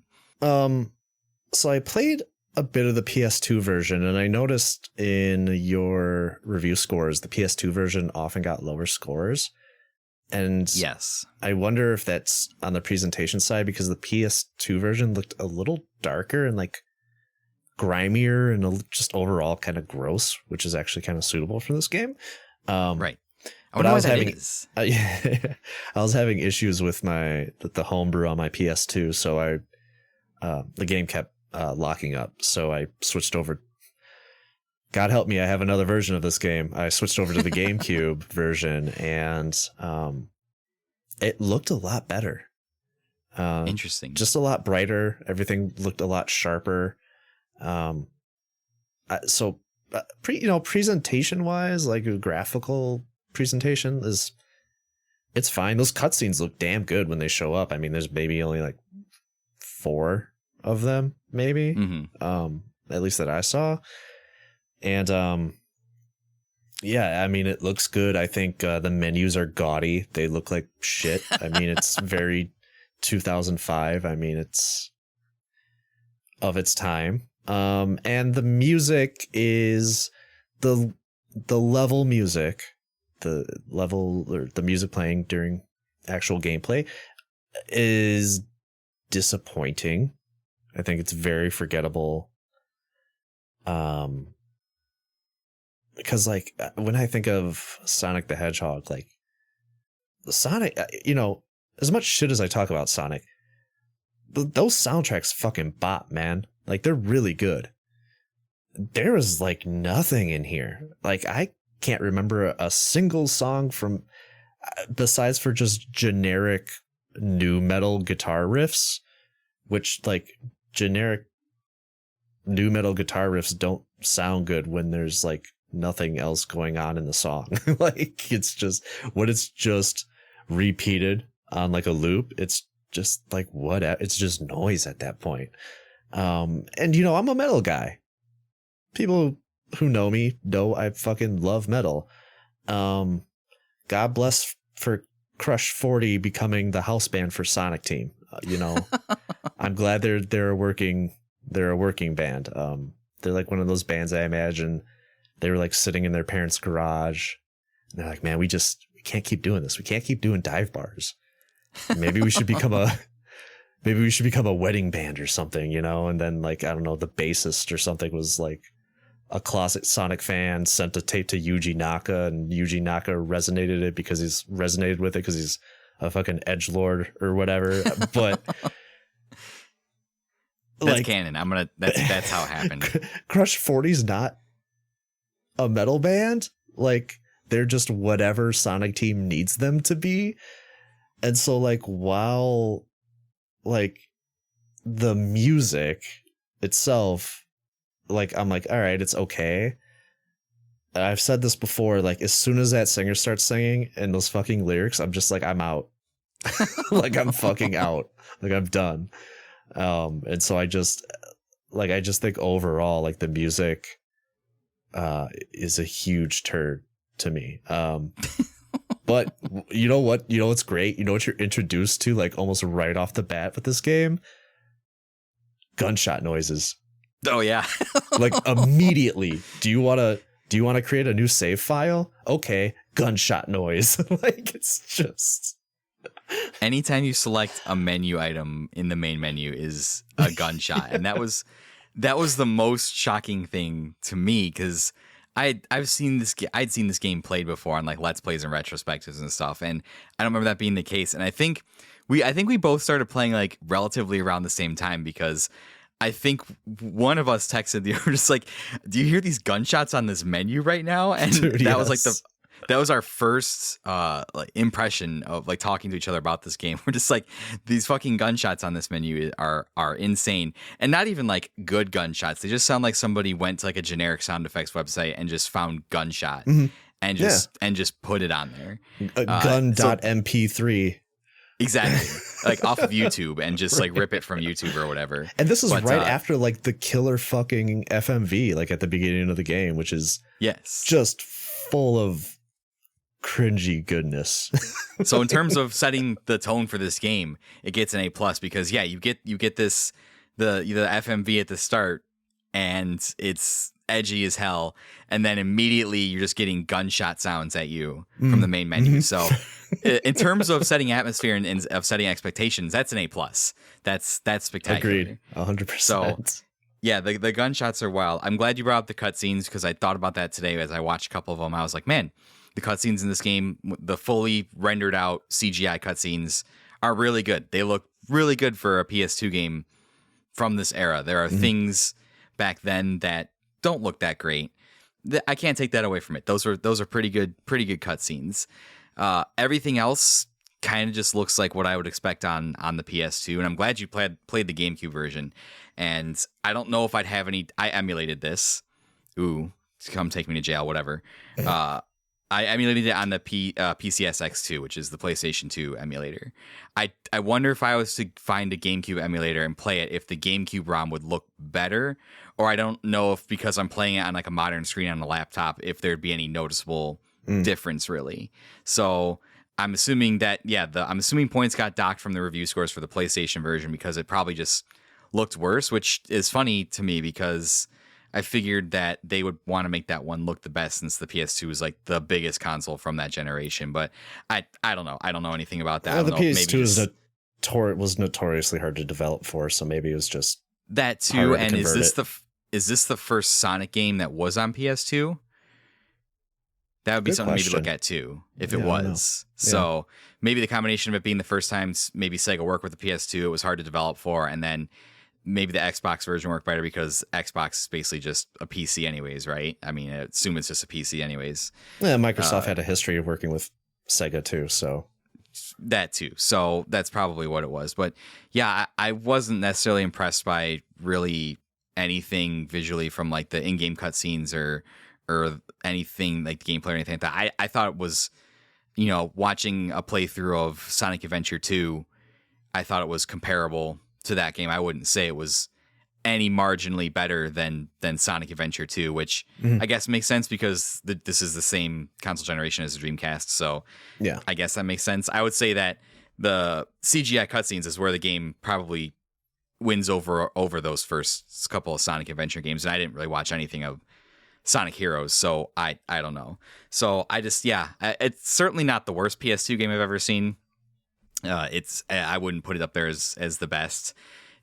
It's not awful, but it's not good. I guess it's passable. Yeah, the music, I think I wrote in my notes that the music reminded me of the Bruce Faulkner DBZ score, which is just kind of like this ridiculous background music that they put in when they did the dub or whatever version of that dub was, and it's just guitars and all this stuff and just kind of like background noise. Usually the Crush 40 songs I can kind of vibe with, but this time the two specific ones, I think it's I Am and All Hail Shadow, are like very specifically geared towards the character of Shadow, whereas like what are the ones for Sonic Adventure? Live and Learn and Open Your Heart, City? I think are the two. Escape the A City couple of those, Crush 40? I don't know, maybe. All those bands kind of blend together, but those songs they're like just kind of like generic like rock songs. Sure. Whereas like the songs written for Shadow are very specifically about him and like reference him in the lyrics and makes it a little more cheesy. And I just, I don't like these as much. They're not great. The music is just not, but the music is better mixed. They figured out mixing in this game for sure, because the main issue we had with Sonic Adventure was the mixing in that game is horrendous. It's awful. The music's too loud. The characters are too soft. It's all over the place. The mixing in this was better than that. So at least they finally got that figured out. And then I'm trying to think of from what else I had in my notes. They roped Goku voice actor Sean Schemmel into this. He was Black Dune. The voice acting isn't, I guess it's not any worse than anything I've heard in the Sonic franchise so far. No, it was fine. Shadow was a little over the top and edgy. That was kind of funny sometimes. So, I hated the heroes nagging you the entire time. It's almost nonstop. Yeah, but this wasn't horrendous in terms of voice acting. There's certainly worse stuff I've heard on the PlayStation 2. So I just think as a package, it's just not. Everything is mediocre, and just when you put that all in a package and it working together, it just doesn't hit it all. And then level design I felt was kind of unmemorable too. It's either you're in like a dark city or dark something where it's dark, or there's something that's there's and then there's a couple stages where they're like really bright and colorful.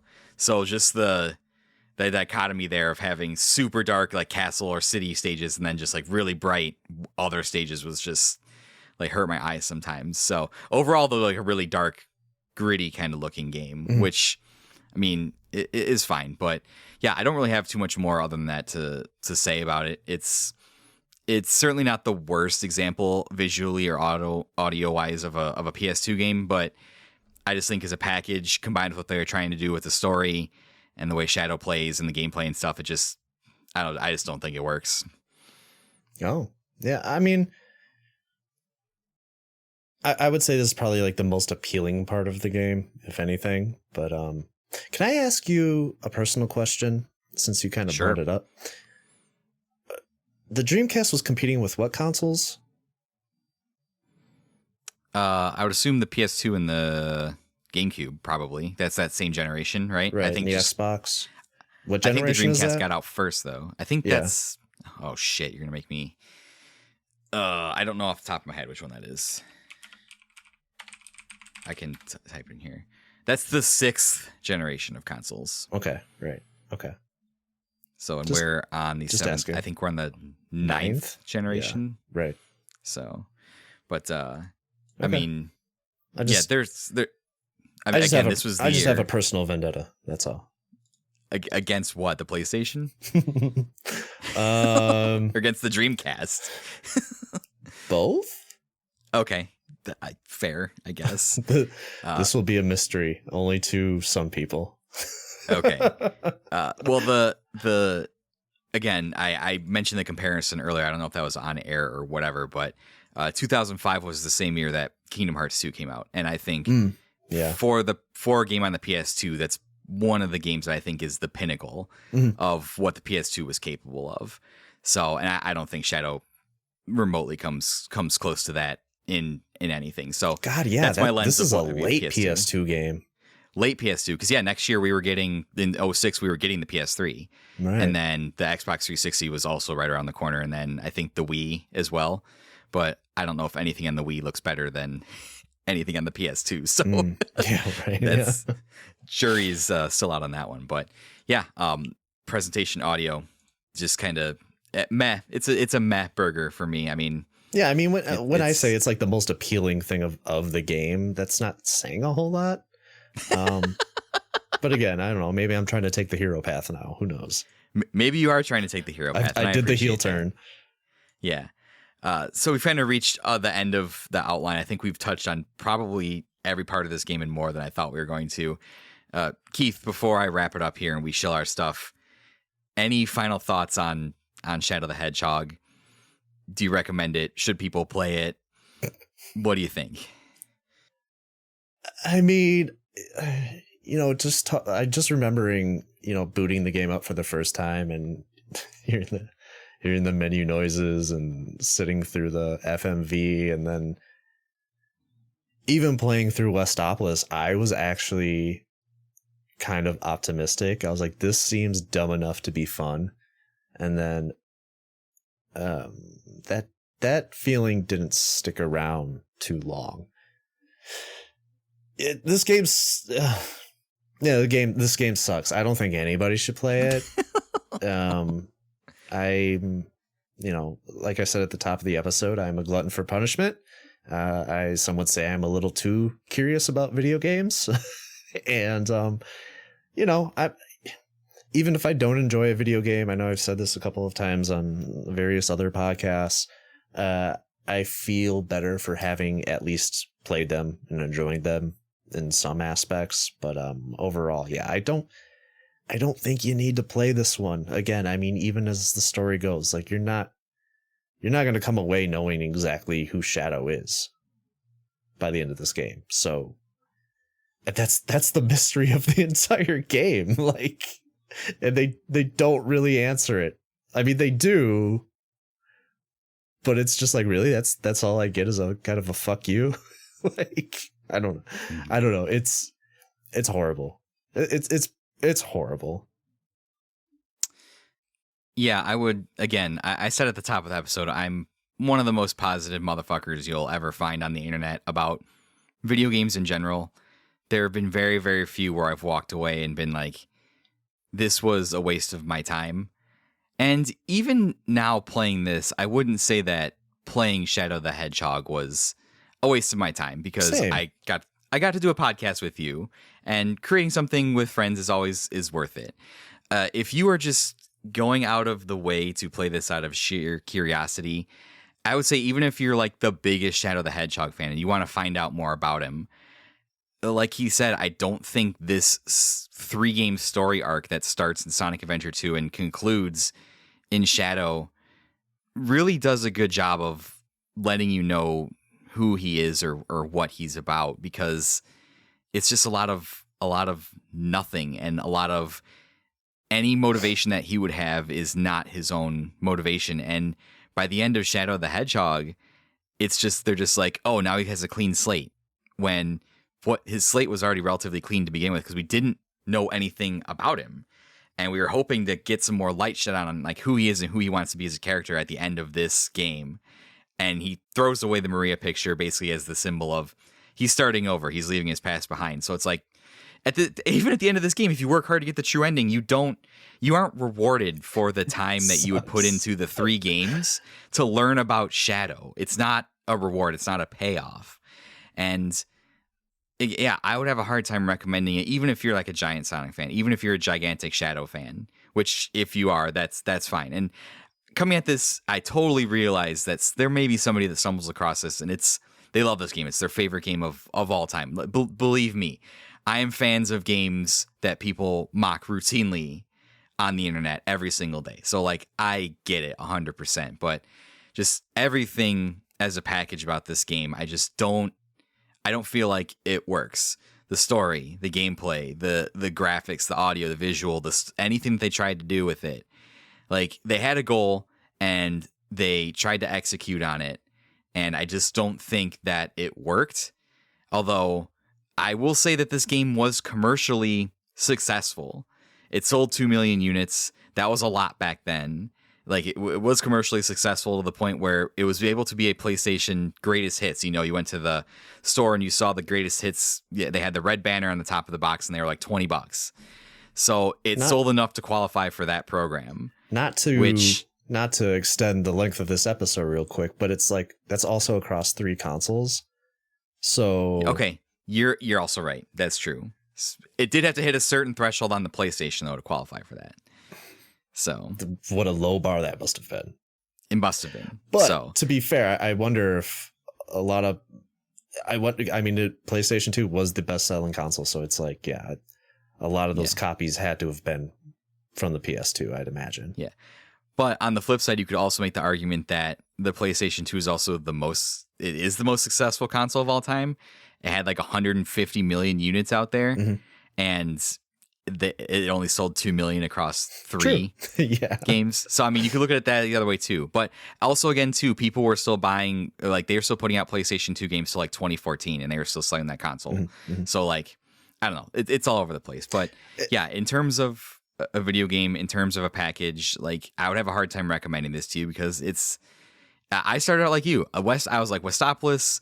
You know, I was kind of laughing at the cheesy cutscenes with Shadow and having amnesia, and then Westopolis, you go into it, and I was kind of having a good time, and then just after that, I wasn't having a good time anymore. So, me personally, I can't recommend this to anyone. It's just, I don't think it's worth it. Even if you're not making it specifically for content, like, basically our motivation to play this was, like, I texted Keith, I said, it's the year of Shadow, we have to play Shadow the Hedgehog. That was, like, the catalyst behind us wanting to play it.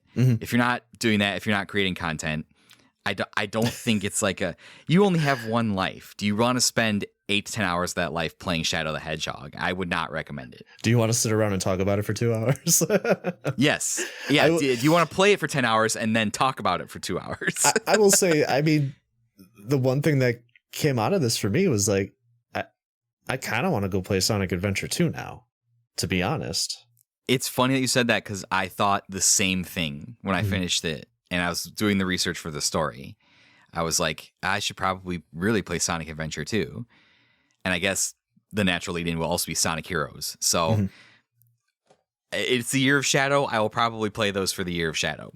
So, but it'd be fair to say that you and I going in didn't know that this was, I guess, kind of the concluding entry in like a trilogy of Shadow games here.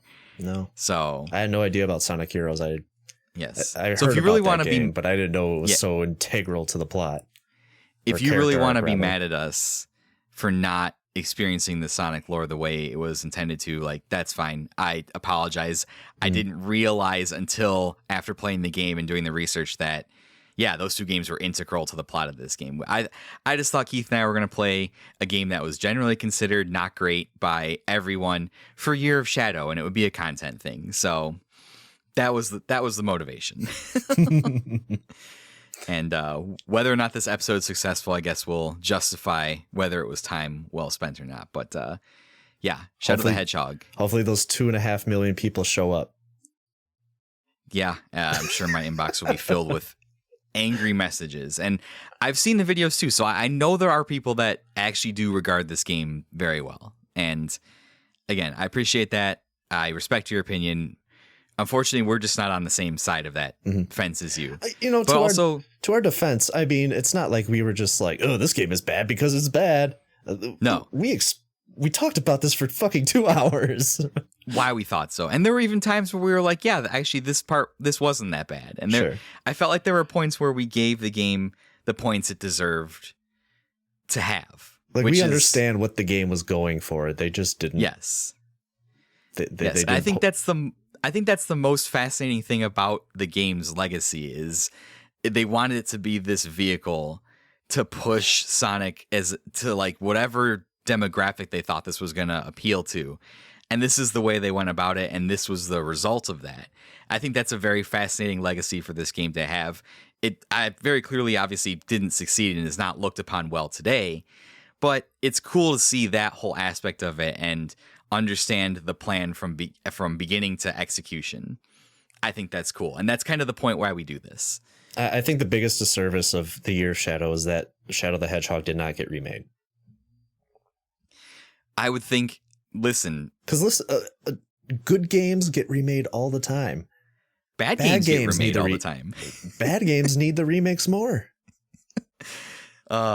If they drop Shadow the Hedgehog remake by the end of the year, we might be doing another episode. We have to do this all over again.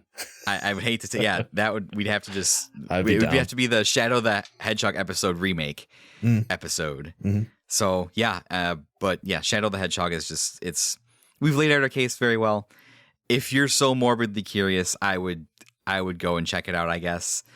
Don't subject yourself to all 10 endings. Please don't do all 326 paths. It's like some kind of sick like challenge joke. I wouldn't wish that on anybody. Like that's insane. So just please don't do that. With that being said, we're gonna wrap it up here.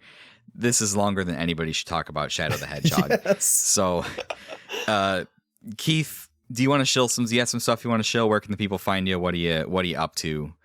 I mean, not really. On the internet. Okay. I mean, everybody knows who I am and where I'm from. I guess, if this brought in some new people, hi, I hosted the Main Quest podcast, a retro gaming podcast going over my library of games that I played as a child. Eric has been on plenty of episodes. He's even forced me to play some rather decent games like Golden Sun. And I also am the host and co-host as well to my buddy Ryan on what are we calling that podcast now? Edit this out. High Score Cinema, which hopefully will have its own feed finally by the time this comes out. So, at High Score Cinema, we are essentially watching movie adaptations of video games. And Eric was on one of them for Monster Hunter, the Monster Hunter episode. Oh, yes. And we are definitively ranking the movies to find what is the best video game movie out there. And if I do say the best way to do that is to watch the movie and then listen afterwards, because it greatly enhances the listening experience for sure. Monster Hunter was a movie that was made. And that is all I will say about that. I'm never really ready to shill my stuff anymore, to be honest, because I feel like I've been out of the game for so long. So yeah, no, I get it 100%. I have to get back into the swing of things too, because I've kind of been off this summer. But yeah, this is the Unlockables. Congratulations, you found this podcast. If this is your first episode, like, God bless you. What an episode to jump in on for sure. But it's the story of video games, people who play them, memories made along the way. I have on guests. I talk about games. Yes, Keith. No, I'm just being annoying. Oh, you're just pressing the thing? I thought you were actually utilizing the hand raising thing. No. Great. I'm going to have to fucking start this all over. So sorry. That's okay. I was very confused. Why won't it go away? I don't know. There we go. I thought you just kept pressing it and unpressing it. I was like, what the fuck? As for me, hi, my name is Eric. This is the Unlockables. You've already found the show. And if this is your first episode, wow, what a first episode it is. I hope you'll stick around for some other ones. But as I said at the top, this is the story of video games, people who play them, the memories made along the way. I have friends on to talk about games. I have friends on to talk about their shows. I talk about video games myself. I've been doing a lot more solo stuff ever since my first kid was born, but now I'm trying to get back to some of the collaboration stuff. You might know me from my most popular thing, which is Guiding Keys, the story of Kingdom Hearts, and I'm playing through the entire Kingdom Hearts series. As of this episode's release, I think some of the episodes on Kingdom Hearts 3 should be out. We're almost done playing all those. I'm very excited to move on to something else. I cannot wait for that. So if you want to check out any of that stuff, any of the social media, go to linktr.ee/Unlockables podcast. Follow me on Instagram, on the Twitter, whatever we're calling it now these days. There's a link to a Discord server in there, but my Discord server is very much like Death Valley. It's just barren. Not a lot of stuff happens in there. Most of the other action happens in the rest of the community Discord servers that we're a part of. So if you listen to any of the circle of shows that either Keith or I have been on, you'll probably find me in one of those Discord servers, and you can talk or yell at me there. So, but that is going to do it for today. Keith, I appreciate you letting me take 2 hours of your valuable life to speak about Shadow the Hedgehog, sir. It's always an honor. Dude, no problem. I was totally hyped and looking forward to this for a couple of weeks now. Oh, that didn't work out at all. Keith's just spamming me chat stuff in the chat. I don't know what he's trying to do. I think he's trying to hack my computer there, but God damn it, it's supposed to be a gun. That's definitely not a gun. Not at all.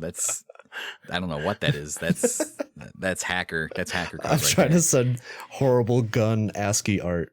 Nope, that didn't work either. It's definitely not working, which would be the perfect way to end this episode. So keep trying. But as for both of us, thank you guys for tuning in. And always remember, it's not just the story of video games. It's the story of you. Have a great day, everybody. See ya.